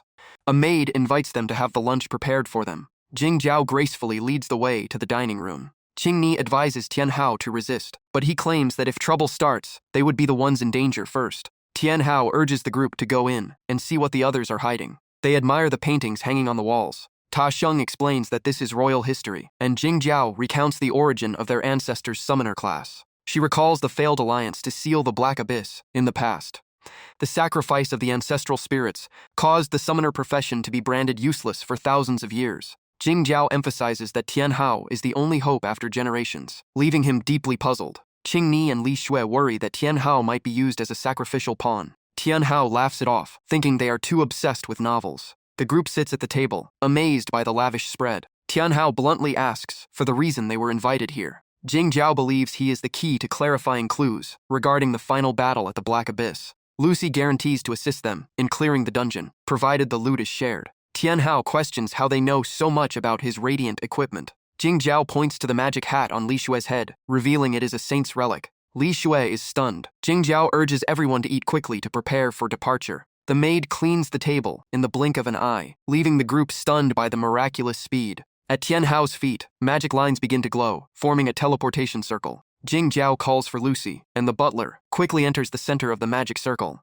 Ta Sheng signals for Tian Hao's group to get ready as the journey is about to begin. Lucy places her hand at the center, where a mysterious magic scroll floats in the air. Her eyes flash, muscles tense, as energy from the scroll is drawn out, radiating immense pressure. A terrifying wave of energy erupts from the circle, causing Qing Ni and Li Shui to stumble. A blinding white light shoots straight up from the center. The light envelops the space, revealing a massive, brilliant portal inside. Ta Xiang enters first. Lucy turns back to tell her lady that they will wait on the other side. Jing Jiao looks at Tian Hao, coldly asking if he is fully prepared. Tian Hao doesn't answer, just furrows his brow. Jing Jiao tilts her head, asking if he still doesn't trust them. She waves her hand, leaving advice that the current situation is critical, and he should view the overall situation clearly. Li Xue looks at Qing Ni in confusion, not knowing how to handle things. Qing Ni remains silent, biting her lip anxiously, while Tian Hao suddenly decides to step forward. Both girls are stunned by his sudden choice. Tian Hao smiles, claiming that relying on the strong is a logical strategy, and reassures them to trust him. He vows that as long as he breathes, he will not let anyone harm them, making the girls blush. Tian Hao leisurely walks toward the portal, with his hands in his pockets. At the same time, at the Golden Saint Guild, Wang Huang is frantically reporting bad news to the boss. He reports that the hidden Black Abyss dungeon has been cleared, and the Nightmare Difficulty boss has been defeated, shocking everyone around. Bang Yi slams the table, swearing to reclaim the loot at any cost. Deng Tuyet speaks up to stop the recklessness, questioning if they should really let Tian Hao's group go after their mission failure. Deng Vu remains silent, face darkened by frustration. Footsteps break the quiet atmosphere. A character enters, praising their loyalty with a meaningful tone. It is Wang Huang, causing the group to bow respectfully. He throws a teleport scroll, giving them a chance to redeem themselves. Wang Huang declares there are countless treasures inside the Black Abyss Valley, enough to make the weak strong. Deng Vu's group is scared due to the massive level gap, but Wang Huang insists they must join the contest with other big factions. Cold sweat pours down Deng Vu's group's faces. Wang Huang presents a pitch-black magic orb, admitting their current strength is insufficient. He smiles wickedly, crushing the orb and releasing a thick cloud of black smoke. Deng Vu grits his teeth watching the scene. The black smoke swirls into a giant vortex. The Golden Saint Guild group is swallowed by the black magic. Wang Huang casually turns and leaves with a red rose in hand. The members appear to have lost consciousness, becoming soulless husks. Deng Vu waves his hand, firing a terrifying surge of power. The wall is smashed. Simultaneously, elsewhere, the dark space is torn by lightning. Tian Hao's group is teleported to a deserted desert. Tian Hao scans his surroundings. Before them stands a rock ravine guarded by two giant suits of armor. Tian Hao wonders if this is the Black Abyss Valley. Jing Jiao approaches, smiling and praising his intelligence. She rests her chin on her hand, confirming that ancient legends are true. Tian Hao curiously asks what legend it is, while Jing Jiao lightly jumps onto a high rock. She pulls out a card, advising Tian Hao to use it right now. Jing Jiao throws the card at Tian Hao. He catches it, and is stunned to see a legendary-level Dark Shadow Legion summoning card, wondering why she would gift such a valuable item. Jing Jiao calmly replies that since no one among them can use it, she gave it to him to boost the team's strength. Tian Hao looks thoughtfully at the card in his hand. He focuses his will, and the card begins to crack. A blinding light erupts, followed by thick smoke and dust. When the smoke clears, 3 female warriors of the Dark Shadow Legion are standing there. Tian Hao is dumbfounded by their allure, in tight-fitting outfits. He looks up at the sky, nosebleed spraying uncontrollably. Qing Ni panics and runs over to shake him awake. Tian Hao wipes his nose, amazed by the legendary power, just as black shoes appear before him. Lisa and her companions bow. Tian Hao awkwardly asks them to keep their distance. Ta Xiang senses danger and turns around vigilantly. Countless spikes fly toward them. Ta Xiang rushes to shield Tian Hao and slashes them to pieces. Qing Ni and Li Xue are horrified by the surprise attack. Lucy draws her gun, immediately protecting Jing Jiao. Jing Jiao mocks the monsters, and Tian Hao starts to spot something unusual. Loud activity in the distance, and clouds of dust worry the group. Those are giant level 30 wind demon hedgehogs. Li Xue panics. Ta Xiang grips his sword, believing the battle has only just begun. The hedgehog pack gets closer. Lucy closely monitors every movement of the monsters. She lunges forward, kicking a hedgehog into the air with a powerful blow. The hedgehog bares its sharp fangs and lunges back at her. Lucy pulls the trigger, hitting the target. A fiery explosion erupts. Simultaneously, Ta Xiang is also fighting fiercely. He swings his sword, slicing another hedgehog in two. Tian Hao spots a hedgehog secretly digging into the ground to escape. He orders Slim, and Lisa immediately rushes forward with a giant hammer. Lisa lands a critical hit with her giant hammer, pinning the wind demon hedgehog to the ground. Tian Hao freezes, amazed by Lisa's neat monster-killing ability. 2 other hedgehogs lunge at Jing Jiao. She immediately raises her hand to chant a spell. A glowing defensive barrier surrounds Jing Jiao, blocking the aggressive attack. Tian Hao stares, wondering if this girl is of the Guardian class. Jing Jiao clenches her fist, creating an earth-shattering explosion that destroys the hedgehogs, dyeing the sky red. Finishing the target, Jing Jiao jumps gracefully from the rock to the ground.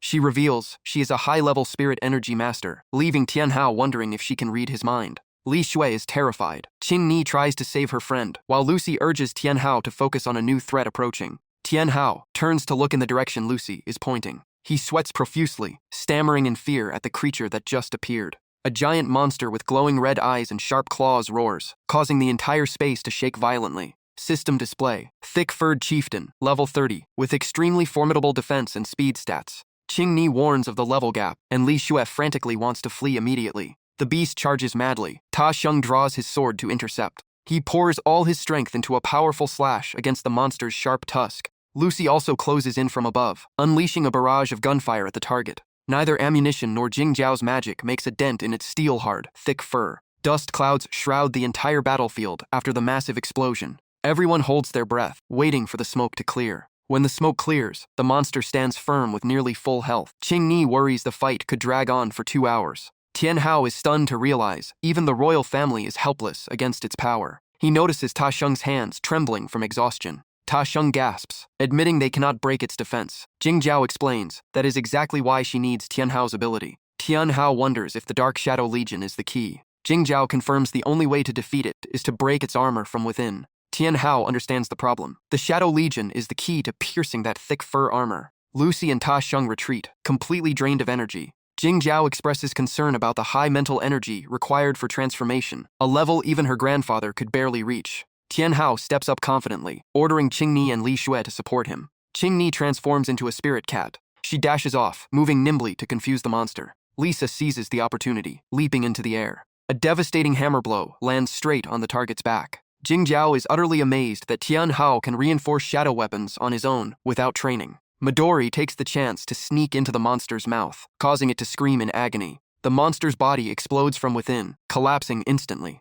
The group is stunned to witness such an incredibly swift execution. Ta Xiong and Lucy suspect Tian Hao must have trained for hundreds of years to master such elite shadow legions. Jingjiao tries to stay calm, dismissing it as a coincidence, while revealing the special scouting ability of the Shadow Legion. Midori respectfully presents a map to Tian Hao. Jingjiao is baffled at how easily he obtained the map. Tian Hao wonders why the map is incomplete. Jingjiao explains that the Rift Valley is too mysterious for anyone to have mapped its entire terrain. She warns that his Shadow Legion's current level is too low for wide-scale scouting, though he has already achieved the best results in years. She watches him, pondering a mysterious prophecy. Jingjiao seriously inquires about the level of Tian Hao's summoning book. Tian Hao naively asks what a summoning book is, forcing Lucy to explain this basic association item. Tian Hao pulls out an old worn-out book, saying it was a gift from his former captain. Ta Xiong almost drops his jaw, unable to believe such an ordinary object helped him conquer a nightmare-level dungeon. Jingjiao gives him a higher-level book and instructs him on how to use it.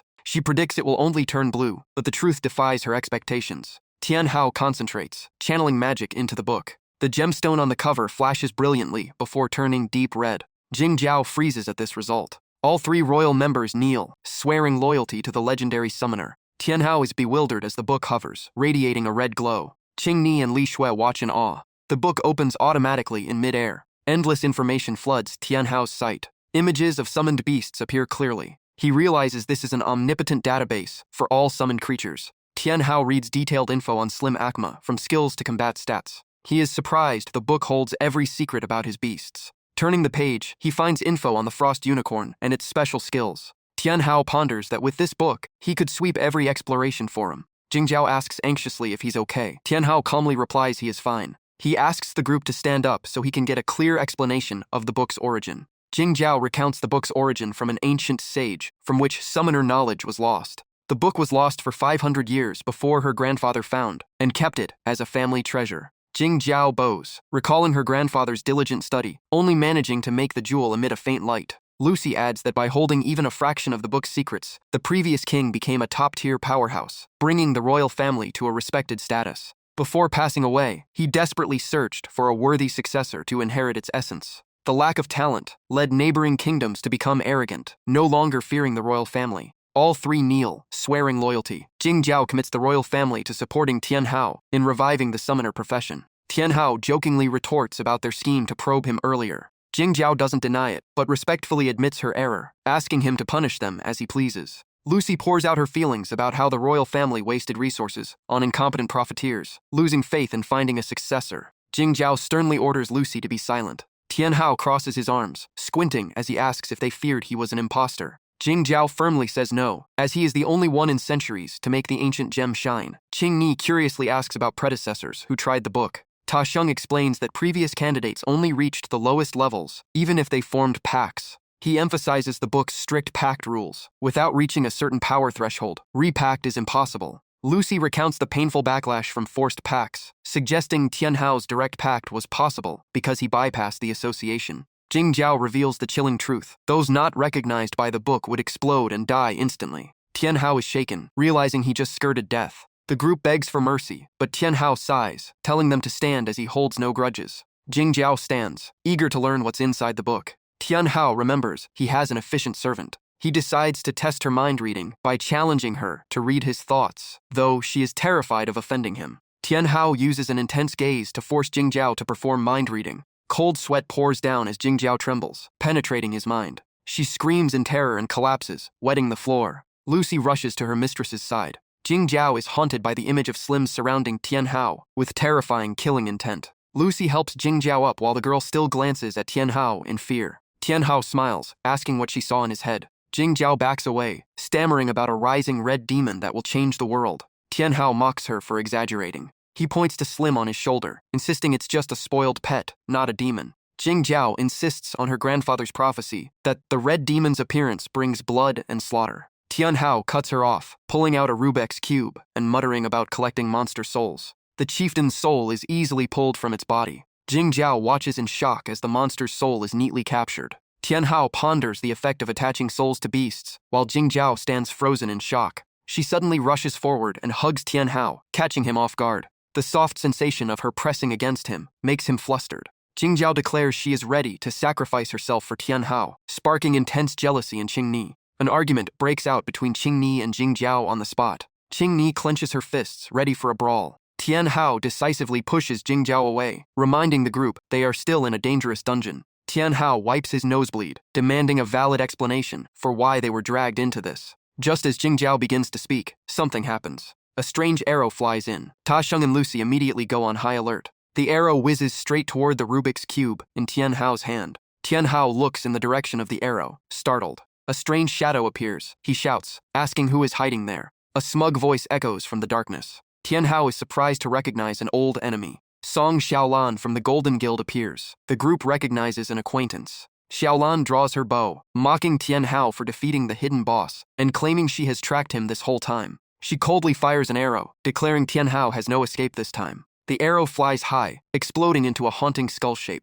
She declares the treasure in the Rift Valley will belong to her. Tianhao turns to Jing Jiao to ask about the Rift Valley gem. Jing Jiao's expression darkens, warning him of the opponent's formidable strength. Lucy draws her gun, determined to end the battle quickly against the Golden Guild enemy. Lucy lays down, covering fire for the group. Tianhao is overwhelmed by Lucy's firepower, while Xiaolan smirks calmly. The lethal shots cannot even scratch Xiaolan. Tianhao cannot believe his eyes seeing the attack fail. Lucy breaks into a sweat, terrified by her opponent's durability. Xiaolan laughs arrogantly. She shows off her platinum black obsidian bracelet, claiming any physical attack under level 50 is trash. Tianhao analyzes the abnormalities in the enemy, while Xiaolan initiates her Dark Rain skill. She releases the brutal attack. An arrow imbued with magic tears through the air at dizzying speed. The weird part is the cloning technique that duplicates the target, but Lucy, unafraid, raises her adamant gun and retorts. How can this wooden toy pierce my adamant-forged weapon? Yet her confidence vanishes when the arrows easily pierce her defense array. Dozens of arrows slam into her shield, causing Lucy to scream in panic. In the nick of time, Ta Sheng arrives like a savior, catching his comrade and checking her condition. Li Shui rushes to begin first aid for Lucy. Despite her injury, Lucy suppresses the pain to analyze Xiaolan's attack. Fortunately, being a saint healer, her constitution is strong enough to survive. Tianhao is stunned by Xiaolan's power surge, while she aggressively demands he surrender for his life. Ta Sheng ignores her nonsense and strikes a confident combat stance with his sword. He immediately unleashes a cross slash to suppress his opponent. Xiaolan smirks, executing her space-breaking arrow technique with a calculated, unusual release. Instantly, thousands of arrows are unleashed simultaneously toward Ta Sheng. The massive pressure from the arrows focuses entirely on one point of Ta Sheng's shield. Under the relentless pressure, the shield cracks and finally shatters into pieces. A stray arrow flies toward him, but Ta Sheng manages to deflect it with his sword. From that single impact, his sword arm goes numb and trembles uncontrollably. Seeing this, Xiaolan laughs triumphantly, mocking the level 30 rank. Tianhao notices her class change and curiously asks about the second stage requirements. Jing Zhao's expression darkens, suspecting she sold her soul to the Lord of the Abyss. Qing Ni confirms the rumors about the high price of this power, making Xiaolan charge in to kill them all. She draws her bow, confidently claiming she will end the fight with her technique. A rain of arrows is unleashed, aimed straight at Tianhao. Jing Zhao's Shadow Legion blocks the attack, and she retorts with fury. Seeing Jing Zhao's true power, Xiaolan is forced to use her final trump card. She notches 5 arrows at once, knowing the toll it takes on her body. With murderous intent, she unleashes her mysterious frenzy bow strike. The 5 dark magic arrows fly, with Xiaolan screaming for her opponent's lives. Jing Zhao doesn't dodge, taking the full force of the attack directly. The result is the opposite. Jing Zhao is unharmed and reflects the arrows back at Xiaolan. Feeling the disadvantage, Xiaolan panics, realizing she has fallen into a trap. Xiaolan cowers, but her innate shield activates just in time to block the counterattack. Just as she breathes a sigh of relief, Jing Zhao threatens her never to touch her master again. Undeterred, Xiaolan determines to assassinate Tianhao another way. She crushes a strange item in her hand. Xiaolan instantly appears behind Tianhao. Jing Zhao turns to warn him. She draws a dagger, laughing because she thinks victory is hers. Just then, Tianhao's Rubik's Cube shakes violently. Lisa suddenly appears, brandishing her giant hammer, terrifying Xiaolan. Without hesitation, Lisa strikes a fatal blow to the enemy's head. After the finish, Lisa vanishes into the container, leaving a deep crater in the ground. Li Xiao and Lucy stand frozen for a few seconds before she chants healing magic for Lucy. Qing Ni bursts into joy, rushing to hug Tianhao because he is safe. Tianhao's face flushes from the accidental contact, his nose bleeding as he explains. Jing Zhao praises the summoner's power, to which Tianhao teases the royal family's skill level. Stung, Jing Zhao stammers that she was only pretending to test his potential. Tianhao chuckles, acting as if he understands everything. He tells Qing Ni to let go. She blushes but continues to argue her point. Tianhao checks the cube, realizing the leader soul's power is extremely formidable. The remaining cooldown is clearly displayed on the device as 6 hours 56 minutes. He analyzes that such a long cooldown is reasonable for such a powerful move. Tianhao wonders how strong the soul of the furry pig king might be if Duthi is this strong. Jing Zhao urgently warns him not to daydream, or the loot will fall to others. Hearing this, Tianhao recalls the second stage promotion and Xiaolan's absurdity. Jing Zhao sarcastically remarks that getting injured by minor fries is a stain on royal honor. She urges the group to keep moving and promises to explain class promotion later. With an understanding nod, the group of 6 sets off again. On a remote snow peak, Mo Dongvu begins a dark magical summoning ritual. Red spots appear at his feet as soon as the spell ends. A magic circle forms, making Wu Hang and Bang Ik tremble in fear. Mo Dongvu's eyes turn blood red with killing intent. He gestures to perform the majestic summoning ritual. Both henchmen are astonished to see Xiaolan's body being resurrected. Mo Dongvu watches the failure with eyes that look like they could devour her. Xiaolan realizes her failure and shows visible fear. She begs to explain, but Mo Dongvu explodes in anger because she lost even after her second stage class change. His anger turns into magic, squeezing her neck painfully. After the punishment, he loosens his grip and reminds her of the contract with the Abyss Lord. Losing patience, he creates a magic dummy and gives her one last chance. Fail, and she becomes food. Alive, Xiaolan repeatedly thanks the leader. Before leaving, he casts a threatening glare, warning that no mistakes can occur in the Tan Kot Land mission. Left alone in the bone-chilling cold, Xiaolan harbors deep hatred and determination to kill Tianhao at any cost. Tianhao's group continues their journey deep underground. Observing the strange ecosystem, he wonders about these plants' existence in such a desolate place. This sight is truly rare. Li Shui excitedly identifies Spirit Child Herb, but Jing Zhao pours cold water on it, saying they are worthless life sustenance plants. Tianhao confusedly asks who needs saving. Jing Zhao rests on a rock and explains that this is their final target, the Abyss Rift hidden dungeon. She points to the herbs, hinting at the land's master, a human hero who fought the Abyss, then tells Tianhao to find out for himself. After observing closely, she concludes the herbs have been tainted by dark energy. Li Shui is stunned by the bad news about the herbs in her hand. The herb immediately vanishes into thin air, and Lucy urges them to hurry. Tianhao's group ventures deeper. They move silently through wide tunnels. At the exit, a mushroom-filled area appears. Jing Zhao leads them to an ancient tree containing secrets of the second stage class change. Thon Tuyet is bound tightly to the ancient tree by magical vines. Qing Ni gasps at the horrific sight. Jing Zhao analyzes that the second stage class change is a trap to absorb life force, and Thon Tuyet is an early victim. She reveals the Lord stole energy from the class advancer to create power illusions for others. While explaining, Jing Zhao approaches Thon Tuyet, warning that class change costs total soul control. Tianhao realizes he wasn't summoned here by accident. Jing Jiao takes his hand, places it on the vines binding Thon Tuyet, and says it's the only way to reverse things. Tian Hao still doesn't grasp his specific role. She explains the summoner's hand is the key to reclaiming the last spirit energy. Mysterious purple light covers his hand. Energy from Jing Jiao flows into Tian Hao. A strange object appears on his hand, engraved with the protection of clear light. Tian Hao murmurs the name Clear Light, while Lucy reveals the person ahead is Kwang Tan Tuyet, the first saint healer. Tian Hao cannot hide his shock. He focuses on Thon Tuyet's appearance. About to marvel at her spirit stone summoning, Jing Jiao is interrupted by Thon Tuyet murmuring to get her things back. The group is shocked by her transformation. Her eyes flash with fierce blue light. She is fully awake. Tian Hao shouts a warning as the group is surrounded by bloodthirsty carnivorous plants. Everyone enters combat mode, weapons drawn. Power explodes from Thon Tuyet as she screams. Jing Jiao is extremely worried to see an energy orb gathering rapidly. Upon reaching the threshold, the orb shoots straight at Tian Hao and Jing Jiao. Jing Jiao reacts in time, erecting a solid defensive shield. The massive impact shatters the shield, pushing both away and leaving them injured. Both are sent flying backward a great distance. Tian Hao clutches his head in pain and swears in despair. He asks Jing Jiao about the situation. She grabs his hand and demands an immediate mental energy transfer. Tian Hao blushes, confused about how to do it.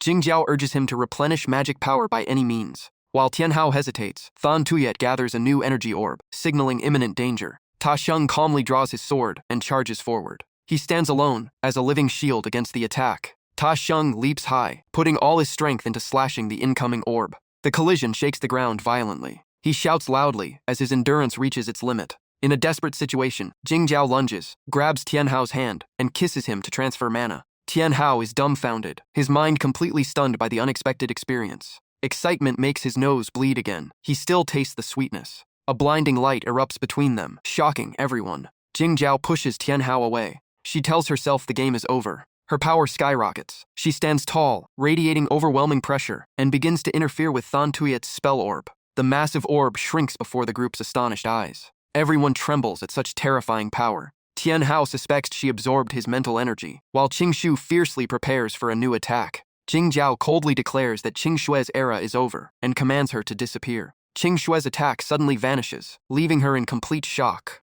Jing Jiao clenches her fist, focusing her energy into a blinding beam aimed at her enemy. She concentrates intensely, gaining total control over the power source. Qing Shue struggles violently, trapped within the light. Just as Jing Jiao claims victory, Lucy urgently warns of a new crisis. The surrounding mushrooms begin to wither, leaving Jing Jiao stunned as the situation spirals out of control. Qing Shue smiles cryptically as the restraining light fades away. Jing Jiao grinds her teeth in anger, demanding the enemy stop resisting. Qing Shue's piercing scream catches Jing Jiao completely off guard. Sonic waves ripple outward, forming lethal rings of destruction. Caught too close, Jing Jiao is struck, prompting Tian Hao to order Slim to protect her. Slim quickly moves in, catching Jing Jiao's falling body. Despite being injured, Jing Jiao refuses to back down. She insists on fighting, forcing Tian Hao to intervene to repay their previous debt. He stares down his opponent. Tian Hao steps forward, gripping his cube, vowing to end the old era by his own hand. Supported by the unicorn and Slim, Tian Hao confidently challenges Qing Shue, causing her to hesitate.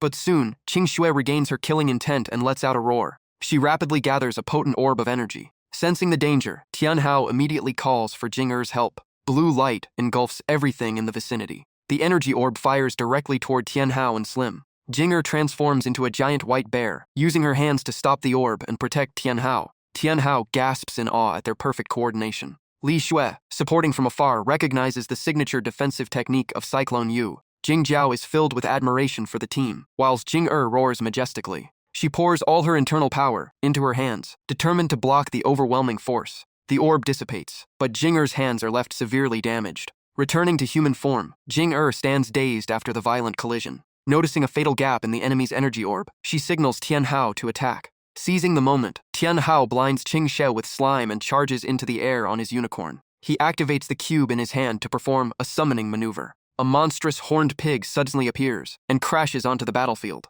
Its sharp tusks impale Qing Shue despite her attempt to block them. After the earth-shattering impact, deep cracks begin to appear on Qing Shue's body. Observing closely, Jing Jiao is horrified to see what is revealed. It is the demon core. She screams for Tian Hao to destroy it, but roots erupt from the ground to block him. On the ground, Lucy and Zuo Sheng watch in extreme anxiety. As he dodges the roots, Tian Hao senses imminent danger. Qing Shue mocks human weakness, unleashing attacks from all sides to finish Tian Hao. Tianhao closes his eyes, filled with despair, believing everything is over. Waiting for a pain that never comes, he opens his eyes in surprise. Jing'er appears, her arms transformed into wings, leaving Tianhao in disbelief. She used her own body to take the brunt of the attacks to save him. Thanks to the immortal bird's regeneration, her wings heal rapidly. Fully recovered, Jing'er yells at Tianhao to seize the opportunity. Tianhao immediately signals the unicorn. He launches off the summon and commands it to use its horn. The unicorn shifts into human form with a piercing horn, terrifying Qingshu. The fatal strike pierces the demon core in her chest.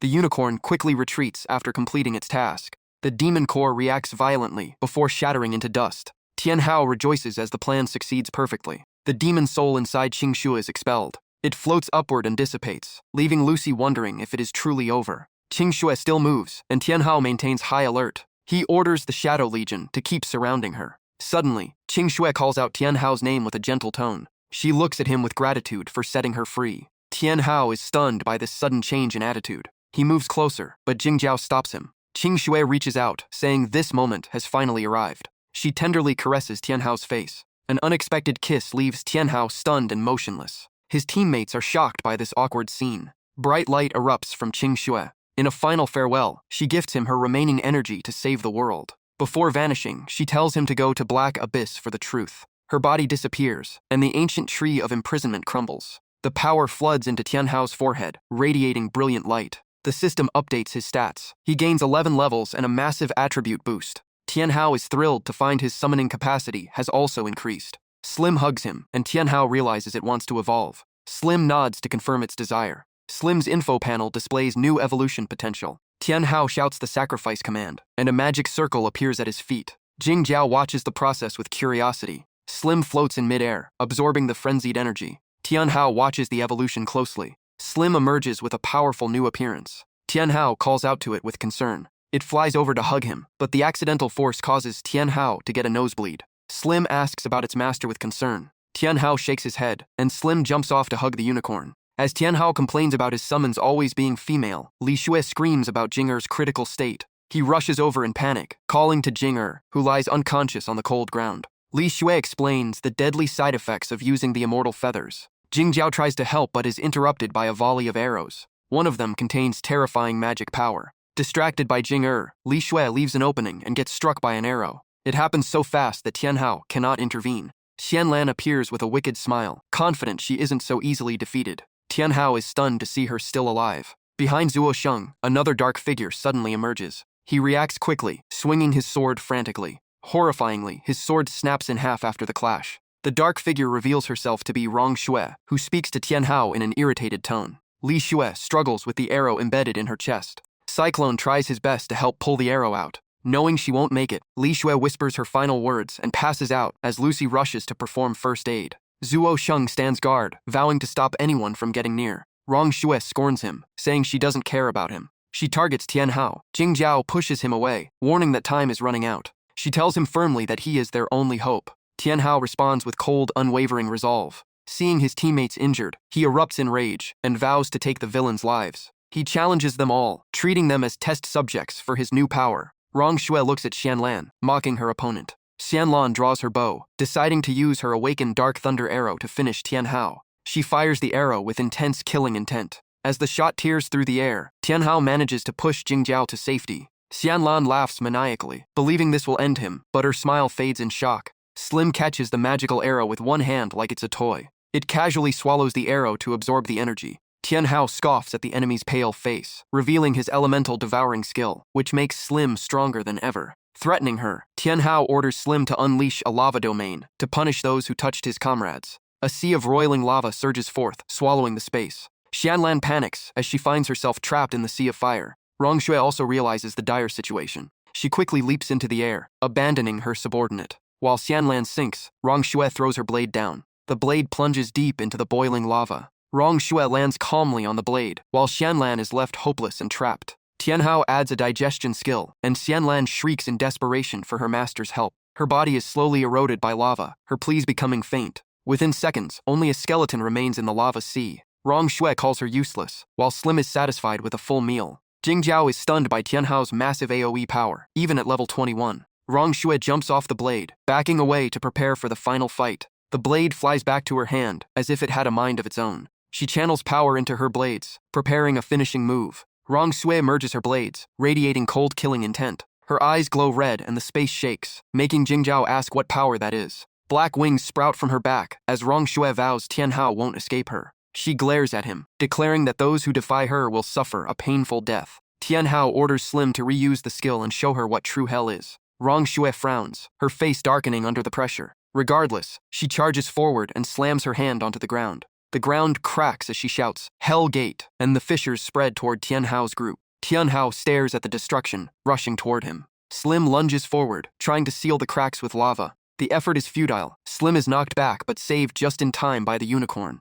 Tianhao calls out to Slim in worry. Slim weakly apologizes to its master for the failure. The unicorn steps forward, eager to prove itself. It waits with hopeful anticipation for Tianhao's permission. Rong Shui laughs gleefully, saying she regrets planning to finish Tianhao too early. She spins her blade and charges with killing intent. Zuo Sheng calmly remarks that blades can cut iron but cannot touch the soul. Before he can act, her attack strikes. Zuo Sheng is infuriated by her persistent aggression. He unleashes his blade heart, Gale Strike, technique to counter. Rong Shui mocks him, calling it a pathetic attempt. Suddenly, Zuo Sheng puts his all into illusory blade strike, making her hesitate. In a split second, he is right in front of her. The distance between them is nearly zero. Lucy is shocked, sensing something about to unfold. Rong Shui blocks the blow, mocking him for having nothing but cheap tricks. She channels her internal power to retaliate with force. Zuo Sheng spits blood and is tossed aside like trash. Rong Shui feels satisfied, declaring it is time to end the game. Tianhao's shout startles her. "Unicorn, use the 7-colored horn."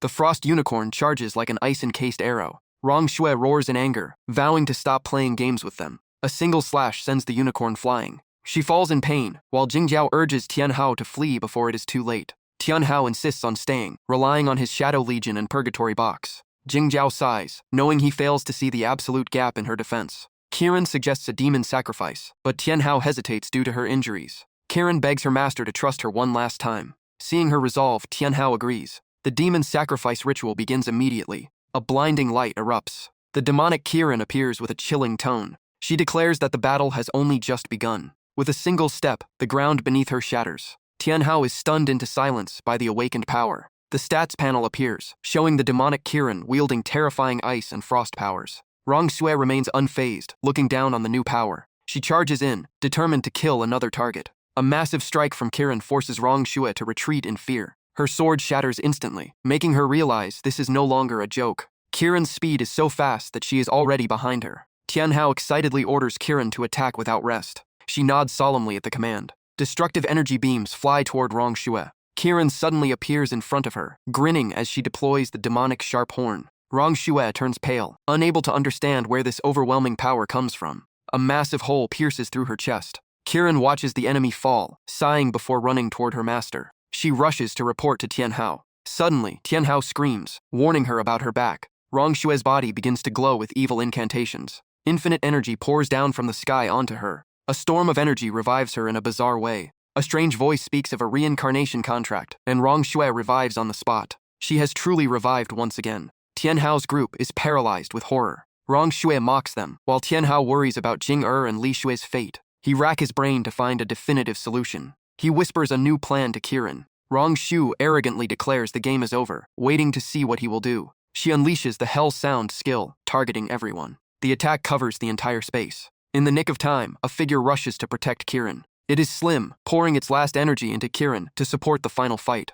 Trusted by her friend, Kiran is determined to eradicate the demon. Wearing bright red armor, she confronts the villain face to face. Kiran launches herself high into the air, with immense power. Her agility leaves Rong Shui unable to react. She appears behind her, and Tianhao commands her to use Frost Embrace. Kiran acts immediately without hesitation. Eternal red ice blocks lock the enemy inside. Her body explodes, but Kiran watches closely, afraid she might revive again. After being sure it is finished, she collapses from exhaustion. She weakly announces the victory to Tianhao. The system announces the team completed a hidden quest in the Abyss Valley. Rewards for the nightmare difficulty are calculated and granted. Despite generous rewards, Tianhao remains indifferent as what he needs isn't there. Tianhao looks in panic at his dying teammates and screams for a return to the city for medical aid. Lucy confesses her recovery power is limited and can't save everyone at once. Suddenly, magic circles appear to surround the group. Jing Jiao used her last strength to activate a teleportation portal to save them. Witnessing Jing Jiao's struggle, everyone is overcome with pity. Even though Lucy warns about Jing Jiao's exhaustion, she firmly demands the portal to be opened. Despite pain and blood loss, Jing Jiao maintains the power for Lucy to complete the spell. Giant spatial gates open, swallowing the group inside. Back in the city, Tianhao urges the medical team to act with his last breath. The maids deploy immediately, while Tianhao collapses from the fierce battle. Seeing Jing taken for treatment, Tianhao finally falls asleep from exhaustion. Deep darkness covers him for a long time. Upon waking, he is stunned to see Lucy and Jing Jiao watching him. Jing Jiao grumbles at him for being unconscious for so long. Tianhao realizes he just experienced a very deep sleep. Lucy checks his status, her excessive concern making him shyly look away and deny his discomfort. He suddenly remembers his other teammates. Tianhao anxiously asks about Jing Li Shui and Zuo Sheng. Jing Jiao sulks because he forgot to ask about her, and Tianhao tries to please her with praise. Jing Jiao replies angrily, insisting the royal medical team is the best in the world, so there's no need to worry. The three walk along the hallway of the Royal High-End Hospital. They enter a special ward to start their visit. Jing is in a healing tank, her body covered only by a thin cloth. The suggestive scene gives Tianhao a nosebleed and makes him flustered. He quickly shifts the topic to Zuo Sheng, and Jing Jiao notes he is on another mission. Tianhao admires Zuo Sheng's professionalism and tireless work. Jing Jiao reminds Tianhao about the quest rewards, still waiting to be claimed. He recalls and excitedly goes to check his loot. A strange item leaves Tianhao, wondering about its nature. He looks at the item in his hand in amazement. Jing Jiao is equally curious, and Tianhao reveals it is the Hell Codex. Upon touching it, the system immediately analyzes information about this exclusive item. The codex floats into the air. A strange shape emerges from the codex and merges directly into Tianhao's system. The system detects the hidden equipment set, called Lucifer's Pain. The item begins to float, radiating majestic power. Tianhao checks the stats, amazed by the additional attributes and secrets it brings. The system lists a series of effects for demonic soul summoning. He suddenly understands the incredible strengthening of souls, like Duthi and the Dragon King. Lucifer's Pain and the Hell Codex fall to the ground right in front of him. It seems the book is trying to convey something special. Tianhao exclaims in surprise while looking at the opened page. He speculates this is the missing piece to complete this hidden set. The codex suddenly closes, catching him off guard. He grumbles about the lack of a detailed user manual for the item. Tianhao is stunned while reading the long magical lines in the first chapter of the Apocalypse. The book's content shocks him with the terrible destructive power of forbidden arts. Reading this, Tianhao quickly closes the book. He cheers about his invincibility, but Jing Jiao warns about the permanent mental cost. She sighs at Tianhao's naivety regarding this risk. He asks again in confusion, forcing Jing Jiao to explain the basic human mental stats. If mental energy drops below a safe threshold, Tianhao could go insane and be locked in a mental institution forever. She warns about the irreversible negative effects of over-consuming mental energy. Tianhao is confused about the abyss summoning concept mentioned. Even though she's not good at dark arts, Jing Jiao still advises him to seal this dangerous book. Jing Jiao takes her leave to prepare for a new task, mentioning the vice principal's urgent request for Tianhao to return to school. Tianhao wonders why he is being recalled to school right now. Jing suddenly wakes up and weakly calls out to Tianhao. He turns his head in confusion following the voice. A sudden event scares him. The healing tank explodes, and Jing rushes toward Tianhao naked. She falls into his arms and pleads for help. Tianhao awkwardly wonders how to handle this situation. Jing stays silent, pressing her face against Tianhao in embarrassment. He thinks a romantic kiss is about to happen. However, she snaps at him, ordering him to find clothes immediately. In the living room, Li Sue shares news about the epic reward she received. Tianhao humbly credits the team's effort. When asked, Jing coldly says she only received a single-use potion. Suddenly, a steady voice captures the group's attention from the door. Jing Jiao enters, followed by the venerable Elder Fang. Tianhao rushes to shake hands with his vice principal. The elder smiles kindly, praising Tianhao's talent and asking about his relationship with Jing Elder Fang's question leaves Jing flustered, stuttering as she asks why the principal is so interested in her and Tianhao. Seeing her embarrassment, the elder chuckles, but Tianhao cuts in, asking for the real purpose of this summons. Realizing he overstepped, Elder Fang turns serious, listing Tianhao's feats at Black Abyss and how An reported everything, making Tianhao glance suspiciously at Jing Jiao. Exposed, Tianhao scratches his head, trying to explain it away as a mere coincidence. Elder Fang immediately dismisses this, firmly stating there is no such thing as luck here. He reveals a map, explaining that the situation has changed, and he is now forced to share this crucial intel with him. Upon seeing the map's contents, Tianhao is left stunned. Elder Fang explains that the core secret of Black Abyss lies within this high-level simulation map. Tianhao is confused by the imitation label, so the Elder explains the original was stolen by the Hell Church, leaving the map incomplete. Tianhao points to a spot on the map, questioning its unusual location. The Elder pats his shoulder, confirming it is the entrance to the Black Forest, a level 50 instance. After Tianhao double-checks, Elder Feng orders the army to send him, Jing Li Xue, Huang Shi, and Du Pan to infiltrate the forest and find the second-level entrance. Known as the Lobby of Hell, the mission leaves all three shocked. Jing and Li Xue protest, finding it absurd that level 20 novices must face a level 50 instance. Elder Fang claims he calculated everything, believing Tianhao's token is the key, and promises an incentive reward. He gifts Tianhao an extremely rare S5 rank beast egg to support the dangerous journey. The system identifies it as an S-rank egg, Angel Angela, though the description remains vague. Holding the pink egg, Tianhao wonders if he can really hatch an angel, and suddenly it shakes violently. Shortly after, the shell cracks wide open. Elder Fang cheers, claiming Tianhao is the child of destiny, because the egg, which hadn't cracked in centuries, hatched for him. To Tianhao's naive question about the angel, the Elder snaps, admitting he knows nothing more. To ease the tension, Elder Fang reveals the army has sent an expert to escort the group. Tianhao is extremely curious about the expert's identity. A clap of hands opens the door, and a young woman enters. Tianhao is shocked to recognize Chen Muyan, the legendary dragon hunter, from his textbooks. After final instructions, the Elder warns Tianhao to be extremely careful in the Black Forest. Muyan walks straight toward Tianhao, startling him. With a cold expression, she introduces herself as his protector for the trip. Instead of focusing on the mission, Tianhao lets his eyes wander elsewhere. He mutters a compliment about her figure, which annoys Muyan, causing her to question him. Caught in the act, Tianhao fumbles, trying to change the subject by commenting on the weather. Muyan dismisses his nonsense and turns to ask Jing Jiao about the departure time. Jing Jiao sets it for 30 minutes later, while Muyan leaves to take care of business. Elder Fang maintains absolute faith, declaring the future of Huaguo rests on Tianhao's shoulders. Despite the heavy pressure, Tianhao firmly promises to give his all. After the talk, the Elder and Muyan leave. As she walks away, Muyan leans against a wall, panting in excitement as if shedding a burden. It turns out she is a die-hard fan of Tianhao, forcing her to act cold out of shyness. She admires the 18-year-old's record-breaking talent and handsome looks. In her heart, she decides she must possess Lin Tianhao at any cost. Meanwhile, in the Grand Hall, Rong Yu concentrates on magic, a circle forming beneath his feet. The magic completes perfectly. Those around him are visibly amazed by the sight. Flames erupt, and two women appear from within.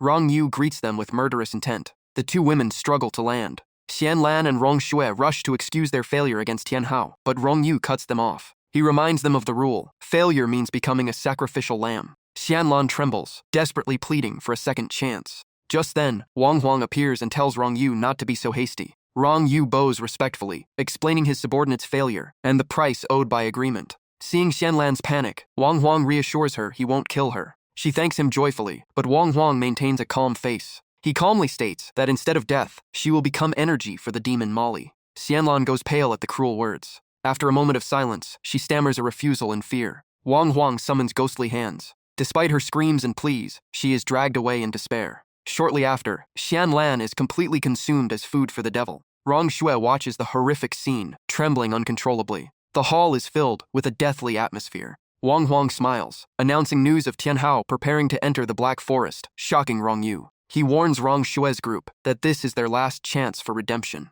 He shouts orders for them to leave. In a fit of madness, Wang Huang rips Rong Xue's clothes and urges her to follow Ama's instructions. Humiliated in front of everyone, Rong Xue screams in shame and panic. Scene shifts. Rong Yu smashes a cup, tea, and sharp glass shards spraying everywhere. He brushes off Rong Xue's explanation and orders the full force mobilized to kill Tianhao at the Black Forest. Wu Hong and Peng Yi rush to bow in loyal obedience. Rong Yu's face darkens, cold sweat dripping from the pressure. Peng Yi is speechless, while the tattoo on Wu Hong's hand glows with a strange red light. Both kneel to beg for forgiveness for not yet being able to face Tianhao head-on, hoping for another chance. Rong Yu radiates terrifying killing intent, issuing an ultimatum. If Tianhao's head isn't brought in within half an hour, both failures will die in his stead. The pair leaves in a panic, while Rong Xue worries that offending Tianhao will bring disaster to their guild from Huaguo. Rong Yu throws a document on the table, appearing completely nonchalant. He boasts that the guild leader has allied with the 4 major factions, so Huaguo wouldn't dare touch them. Rong Xue remains anxious, her hand trembling as she touches her brother's arm. He reassures her with a cold tone, claiming that if Huaguo won't harbor them, hell remains a safe haven. The royal shrine is enveloped in silence. Jing Jiao prays sincerely, mysterious blue specks appearing in her eyes as she hopes to return safely from the forest. As she finishes, the shrine shakes violently, and mysterious orbs of light rise into the air. They shoot toward Jing Jiao at lightning speed. Jing Jiao remains motionless, letting the light streams enter her body. Seeing the surge of power, Lucy panicked and calls out to her mistress. A wave of energy explodes, completely destroying the stone statues inside the shrine. Jing Jiao wakes up after the shock, trying to calm down, and quickly shifts the topic to her mechanical gear. Lucy confirms all of Dr. Yang's components have integrated perfectly and are ready for the upcoming fight. Jing Jiao emphasizes her status as the only A-rank crafter, and Lucy vows to protect her at all costs. Jing Jiao corrects her immediately. Her core mission isn't self-preservation, but protecting Tianhao's life. At the Dao Dojo, Zuo Sheng kneels before Elder Ka, begging for support. Elder Ka frowns at his disciple's unprecedented, pathetic appearance. Zuo Sheng chokes up, admitting his sword broke, leaving him helpless to protect someone important. Elder Ka stands up and gives him the sex treasure, White Pigeon, telling him to decide his own path. Zuo Sheng is stunned by the magnitude of the gift. He bows deeply to thank his master, visibly moved. Elder Ka hands him the sword, reminding him that the future of Huaguo rests in his hands. Tianhao's group sets off immediately, causing Jing Ni to complain about the lack of rest. Li Xue speaks up for Tianhao, emphasizing how the dungeon's danger requires thorough preparation. Jing Ni teases Li Xue for her excessive concern for Tianhao, making her blush and deny it vehemently. In a hidden corner, 2 assassins are lying in wait. Pang Yi urges his accomplice to prepare for action. Wu Hong activates the tattoo on his neck, red spiritual power covering his sword with killing intent. Pang Yi also powers up, ready to deliver the final blow. Just as they prepare to ambush, a cold voice stops them dead in their tracks. Mu Yan appears, her cold gaze halting the assassin's intentions. Wu Hong shouts and lunges to attack, disregarding everything. Mu Yan easily blocks the sword with just one hand. Wu Hong is terrified, while Mu Yan looks straight at him with contempt. She squeezes hard, shattering the sword in a flash, mocking the weak assassin. Mu Yan delivers a brutal kick to Pang Yi's weapon, shattering it into pieces. The assassin is speechless as his high-grade enchanted weapon is destroyed so easily. Mu Yan smiles dangerously, declaring that anyone who touches Tianhao's people must die. Distant screams echo out. Tianhao pauses, sensing something unusual, and Jinger rushes to check on him. He scratches his head and dismisses his doubt, assuming he misheard. The group continues forward, unaware of what just happened. Mu Yan stands watching, daydreaming about possessing Tianhao. The 2 assassins crawl back to Rong Yu, trembling as they explain the appearance of the mysterious female expert. Rong Yu coldly dismisses them, claiming they are merely making excuses for their failure. They panic and beg for a chance to fix their mistake as he starts channeling magic. Both plead frantically in the face of imminent death. Fiery red magic erupts, consuming the 2 useless subordinates. Their agonizing screams echo all around. Rong Yu grinds his teeth upon realizing the protector is the legendary dragon hunter Chen Mu Yan. Rong Yu orders all subordinates to gather for an emergency meeting. He remains confident in his ability to fight, even with Mu Yan shielding Tianhao. Tianhao watches the teleportation gate as it begins to activate. He notices Zuo Sheng's katana, which Mu Yan observes with secret appreciation for the Dao Dojo's treasure. Tianhao praises Zuo Sheng's sword, calling it incredibly cool. He turns to look at Jing Jiao, who scolds him in return. Tianhao feels the pressure of her mental energy. Jing Jiao tries to punch him, but holds back her anger. Mu Yan watches from the shadows, promising herself she will capture Tianhao. The gate opens, and Lucy signals for everyone to move. They all stare intently at the gloomy entrance ahead. Tianhao holds Jinger's hand to reassure her. She blushes as she looks at him. As the group enters the forest, they are suddenly ambushed by arrows. Thousands of monsters are targeting them. The leading beast commands a full-scale attack. Tianhao notices something strange about the quantity and power of the beasts, while Zuo Sheng draws his sword in excitement. Mu Yan smiles dangerously at these welcome gifts. Jing Jiao uses her sensing ability to discover a nearby escape route. Tianhao orders the group to leave immediately. Zuo Sheng stays behind to face the beasts. The monster aims its bow at Zuo Sheng, mocking him as the last one remaining. Zuo Sheng is surrounded, his face pale and cold sweat dripping. Terrified, Zuo Sheng fakes an excuse and turns to run away. He rushes headlong in the direction his teammates had already taken. The monsters slowly dissolve into smoke, as if they never existed. As the silence returns, the Shadow Elder and Succubus reveal themselves. The Succubus praises her companion's abilities. She admires how his illusion could deceive experts like Mu Yan and Jing Jiao, while he arrogantly orders her to split up Tianhao's group in the fog. The Succubus laughs wickedly, promising to make the group slaughter each other. With that, she transforms into Li Xue to hunt. Lost in the woods, Tianhao calls out to see if anyone knows how to break the fog. Getting no response, he spins around to check. He calls out to his teammates in worry, but no one answers. Meanwhile, Zuo Sheng is shocked to find himself separated from the group in an instant. He shouts into the void to probe the surroundings. Zuo Sheng suddenly feels someone following him. Turning around, he sees Li Shui injured and walking toward him. He sighs in relief, thinking he found his friend. Seeing her disheveled state, he panics with concern. As he approaches to help, the disguised succubus falls into his arms, and Zuo Sheng angrily asks who hurt her. She looks at him with malice, and Zuo Sheng begins to feel extreme uneasiness. She reveals her true form and strikes him down immediately. Caught off guard, Zuo Sheng fails to dodge the lethal blow. After the shock, he tries to rise and fight back while weakened. Exhausted, he collapses, bewildered by the situation. Soon after, Zuo Sheng falls to the ground, motionless and alone. Tian Hao continues searching and meets Mu Yan, pretending to be injured and crawling for help. She shows off her wounds, warning him about the powerful monsters in the forest. Tian Hao politely refuses to touch her, but she lunges into his arms to get close. Tian Hao asks a question that stops her in her tracks. He exposes her as an imposter. He orders Slim to use its restraint skill. Slim attacks suddenly, catching her completely off guard. Tian Hao tears off her coat, throwing it to the ground as evidence. She reveals her true self, surprised to be exposed, despite having met the real one recently. Tian Hao smirks, noting the difference in physical dimensions compared to the real Mu Yan. Angered by her failure, she roars and vanishes into black mist. She disappears without leaving a trace. Tian Hao looks thoughtful, realizing this opponent is extremely dangerous. Jing and Li Shui are wandering when they hear a desperate cry for help.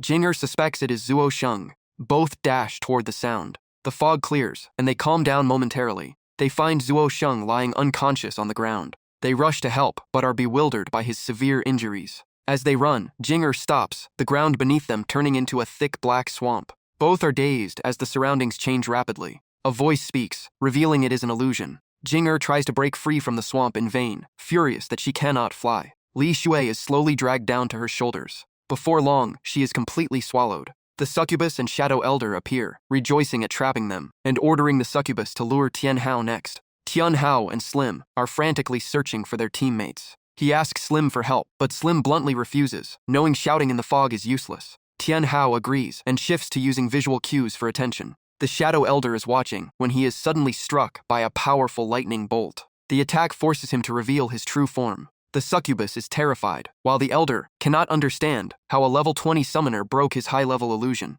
Tian Hao orders the unicorn to keep firing lightning, hoping his team sees the signal. The unicorn puts all its power into the technique. Slim worries about Jing and Tian Hao realizes his mistake, directing the shots skyward. The unicorn follows orders, focusing energy and firing straight up. The Elder and Succubus sit on a bird, discussing approaching from above for safety. The unicorn's lightning strikes, knocking both off the bird. Tian Hao looks up, suspecting he heard something strange. He leads Slim toward the direction to investigate. The succubus complains about her stealth being broken, while the Elder is confused since his gemstone is still active. Rong Yu's image appears on the gem, interrogating them on mission progress. The Elder fakes a report, claiming things are going well, and half the objective is complete. Rong Yu praises them, and promises generous rewards once he finds the second-level entrance. The image vanishes as the gem dims. The succubus fears they might not stop Tian Hao's group. The Elder decides to use a forbidden art, despite the succubus warning him of the life-shortening price. He ignores the risk, preferring a later death over immediate death by Rong Yu.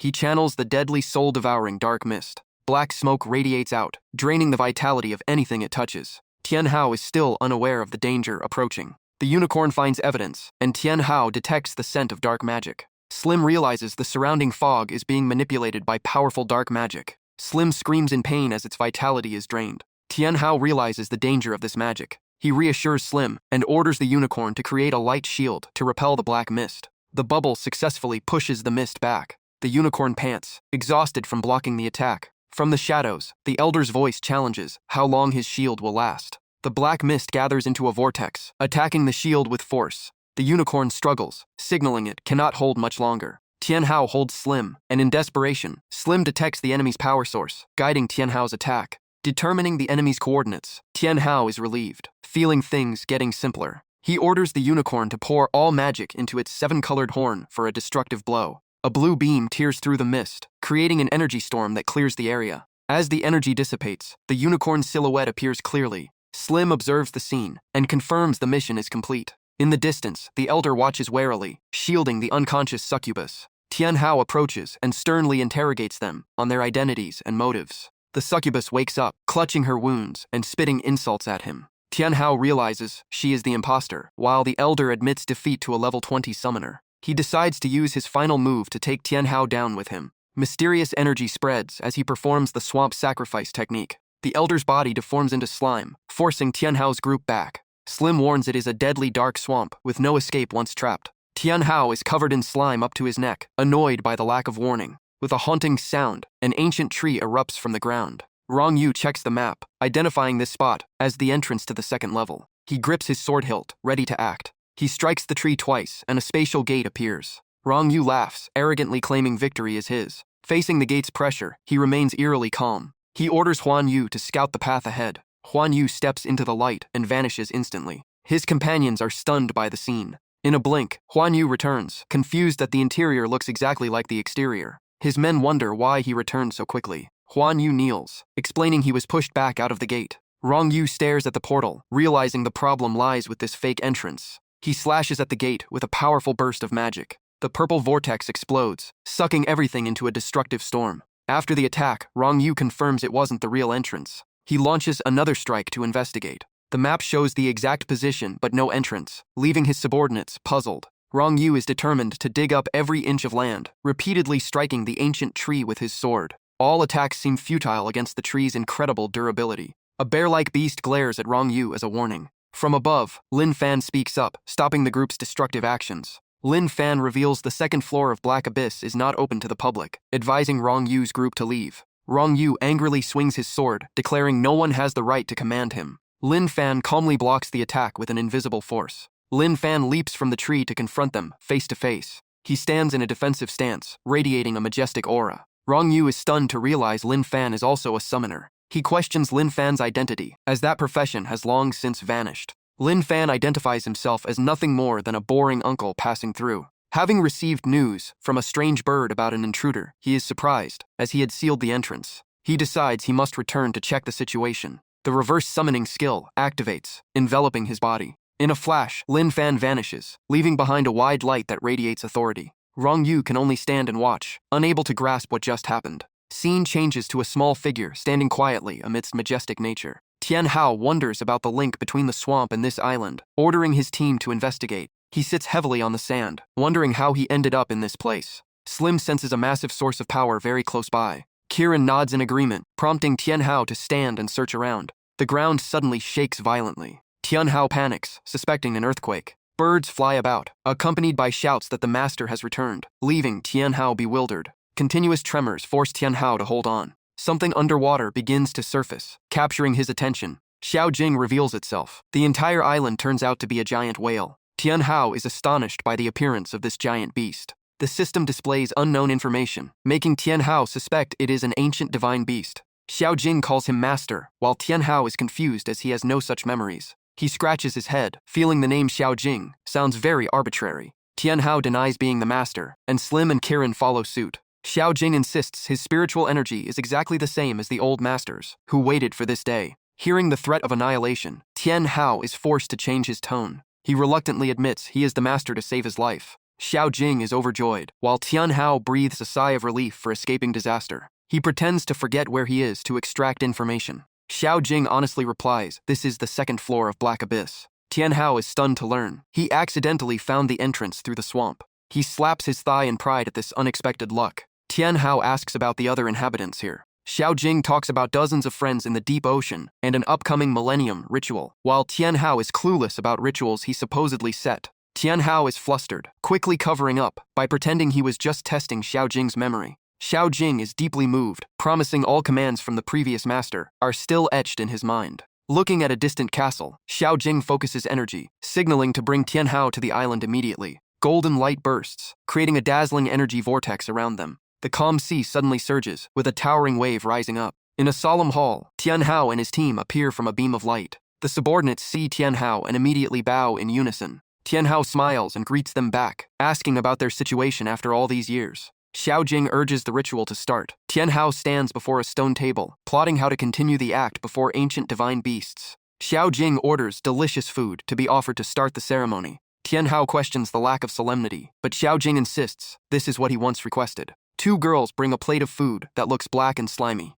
Kirin and Slim look at the food with horrified expressions. Tian Hao cautiously asks if it's edible or a poison. Xiao Jing explains it's the master's favorite sauce, so Tian Hao grits his teeth and eats it to maintain the ruse. The crowd cheers with joy, seeing the master eating as happily as before. Xiao Jing reports on a dark giant beast attacking their homeland. The subordinates want Tian Hao to lead, making him sweat, because he is just a weak level 20 player. Xiao Jing shouts a warning when the giant beast approaches. A giant black shadow wings past Tian Hao. On the beast's back, Jing and Li Shu are visible. Tian Hao calls out their names in surprise. The crowd runs in panic upon seeing the haunted beast. Tian Hao wants to save them, but is stopped by Xiao Jing for being too dangerous. He brushes Xiao Jing's hand away, determined to save his friends at any cost. Xiao Jing refuses to let go, explaining the haunted beast has the power to devour everything. He reassures everyone to unite and defeat the monster without Tian Hao intervening. The people are skeptical about their ability to defeat the monster. Tian Hao wonders why Xiao Jing is confident in others, but claims he is not its match. Xiao Jing urges his subordinates to show themselves before the master. The subordinates fall silent, no one daring to speak or act. Xiao Jing yells in anger, fearing a loss of face before Tian Hao. The beast's claw strikes, and suddenly an energy-filled blade blocks it. A slender figure appears, slashing directly at the beast's leg. Aura from the blade radiates frightening destructive power. Jing and Li Shui are stunned, quickly controlling the beast to dodge. Lang Yue appears after the powerful energy stream. She mocks the subordinates and declares she will protect them instead of submitting to the weak. Xiao Jing thanks Lang Yu but refuses her protection, as he doesn't want to become a tool. Lang Yue mocks Xiao Jing for still clinging to a dead master. Tian Hao's group stands quietly, observing the confrontation. Lang Yue insists the master has been dead for a long time, while Xiao Jing insists Tian Hao has returned. Lang Yue pauses, asking insistently where he is. Xiao Jing points directly at Tian Hao. Lang Yue laughs at Tian Hao, who feels looked down upon. Xiao Jing explains Tian Hao's energy hasn't recovered, but his identity as a summoner is real. Lang Yue still denies Tian Hao is the true master. She accuses Xiao Jing of using an imposter to seize leadership. The crowd begins to doubt Xiao Jing, splitting into different camps. Lang Yue waves her hand, summoning energy to prove Tian Hao is a fake. Xiao Jing blocks the attack, warning Lang Yue not to be disrespectful. Lang Yue retreats but declares she will make Xiao Jing submit. Xiao Jing breathes a sigh of relief for temporarily resolving the trouble. Lang Yue enters the cave, declaring she won't be polite to Xiao Jing's faction anymore. The haunted beast hides deep within the cave. Lang Yue orders the haunted monsters to attack Xiao Jing's faction and destroy Tian Hao. She laughs gloatingly, determined to become the queen of the second floor tomorrow. The atmosphere after Lang Yue leaves becomes extremely tense. Someone in the crowd questions whether to trust Xiao Jing or Lang Yue. Slim worries Tian Hao is being doubted, but Xiao Jing defends him before the crowd, regardless of all suspicion. Xiao Jing bows to apologize for the ignorant ones. Tian Hao remains calm, stating that as long as Xiao Jing believes, that is enough. As he speaks, water is splashed directly into his face. Huan Yu exposes Tian Hao as not the master, since he couldn't dodge a basic attack.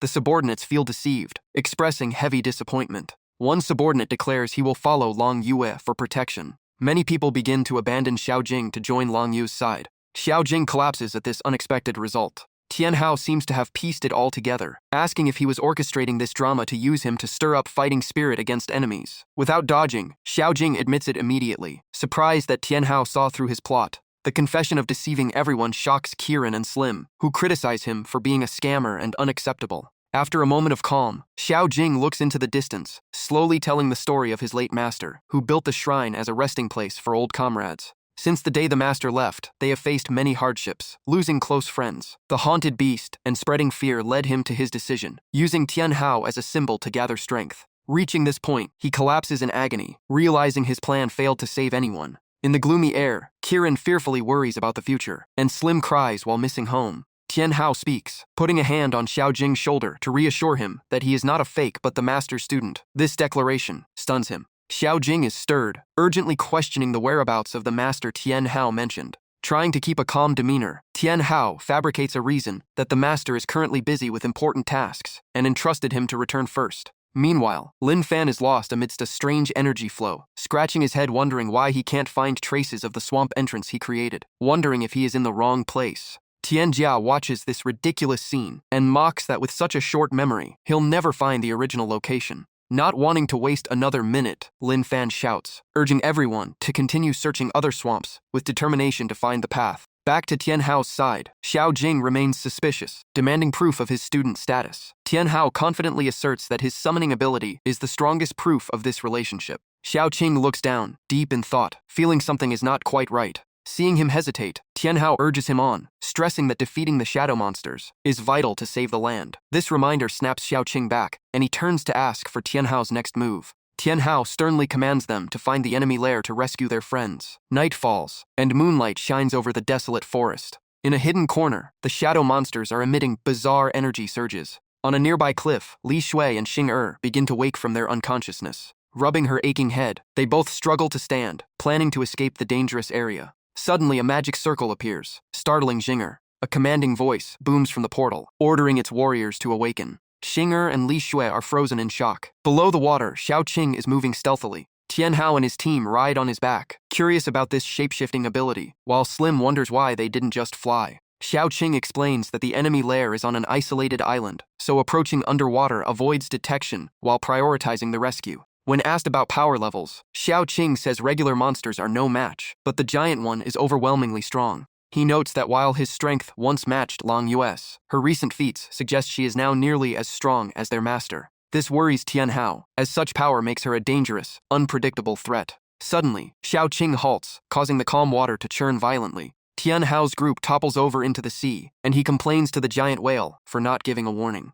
Xiao Qing glares at them, questioning if Long Yue and the shadow monsters might be colluding. Tianhao climbs back onto the whale's back, arguing that if she could choose him as her. Xiao Qing shakes his head, admitting he knows nothing of the monster's origins, as they appeared so abruptly. Tianhao puts his shirt back on, hoping they will find clues once they infiltrate the lair. Suddenly, he pauses, as if realizing something important, which piques Xiao Qing's curiosity. Recalling their first meeting, Tianhao asks why Xiao Qing made him perform those disgusting rituals, despite knowing he was an imposter. Xiao Qing honestly replies that acting requires commitment, and it was the original ritual left by their master. Tianhao grits his teeth in frustration, but Xiao Qing changes the subject back to the rescue mission. On the other side, the shadow monsters continue gathering, emitting eerie vibrations. Li Shui and Xing hide behind a boulder to observe. Haiying emerges from the portal, cheering for breaking the containment seal. Li Shu and Xing exchange anxious glances. The deafening roars of the shadow monsters echo everywhere. A monster pauses upon realizing Xing and Li Shu are no longer in sight. Seeing his subordinates distracted, Haiying barks in anger, accusing them of losing interest in his freedom. The shadow monster shakes its head frantically to deny the accusation.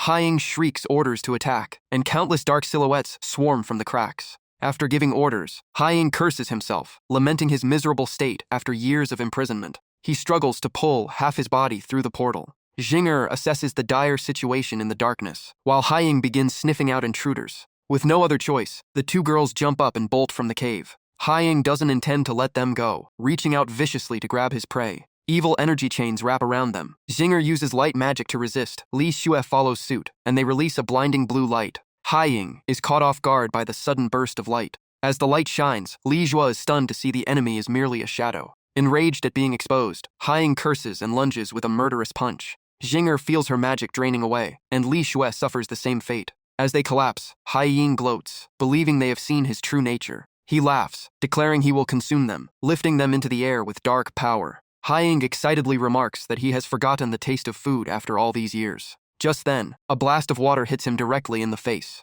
The whirlpool-like water knocks him off balance, freeing the girls. He stands, roaring, asking who dares to interfere. The torrent of water continues to drench the area. Waves sweep across to where the two girls are lying. In this life-or-death moment, Tianhao appears, surprising Xing. He signals her to stay quiet. Tianhao, Slim, and Qilin quickly untie the girls. Tianhao grumbles about the frustrating durability of the ropes binding Xing.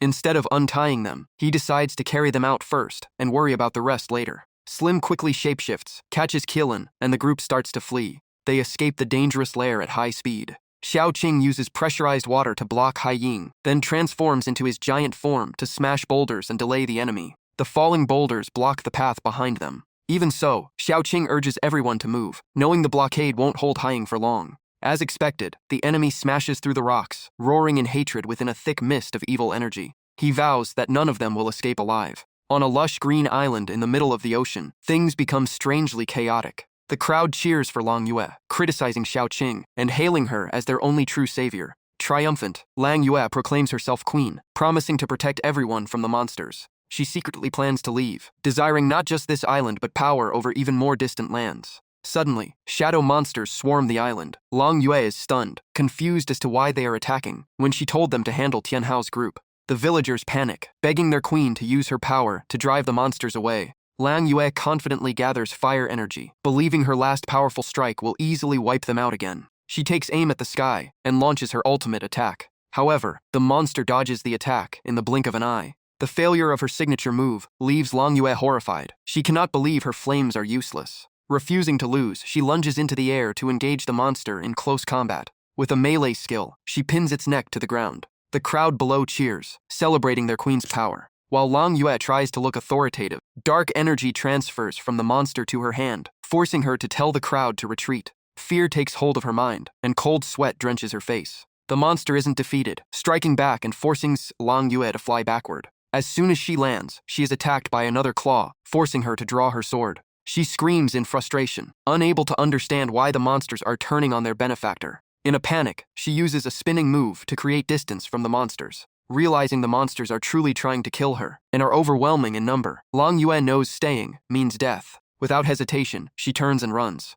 The crowd is left, stunned and bewildered by the cowardice of their so-called queen. With Lang Yue gone, the monsters turn on the villagers, who scream in despair. In the nick of time, a powerful burst of energy clears the surrounding monsters. The innocent villagers are completely broken, their limbs too weak to flee. A monster moves to finish them off, but Xiaoqing fires a massive jet of water to stop it. The impact knocks the monster down instantly. Tianhao's reassuring voice out, telling everyone to be calm because they have arrived. Xiaoqing returns to human form and joins Tianhao in the center of the enemy swarm. He puts all his strength into his combat skills. The powerful energy tears through the monsters' necks, but still fails to kill them completely. Realizing the monsters have evolved, Xiaoqing tells Tianhao to lead the others away, while he stays to cover their retreat with his life. Tianhao flatly refuses, denying that he would leave a comrade to die. Xiaoqing retorts firmly, insisting it is his duty to protect the last hope of their kind. He places his hand on the ground, forming a seal to create a water prison around the opponents.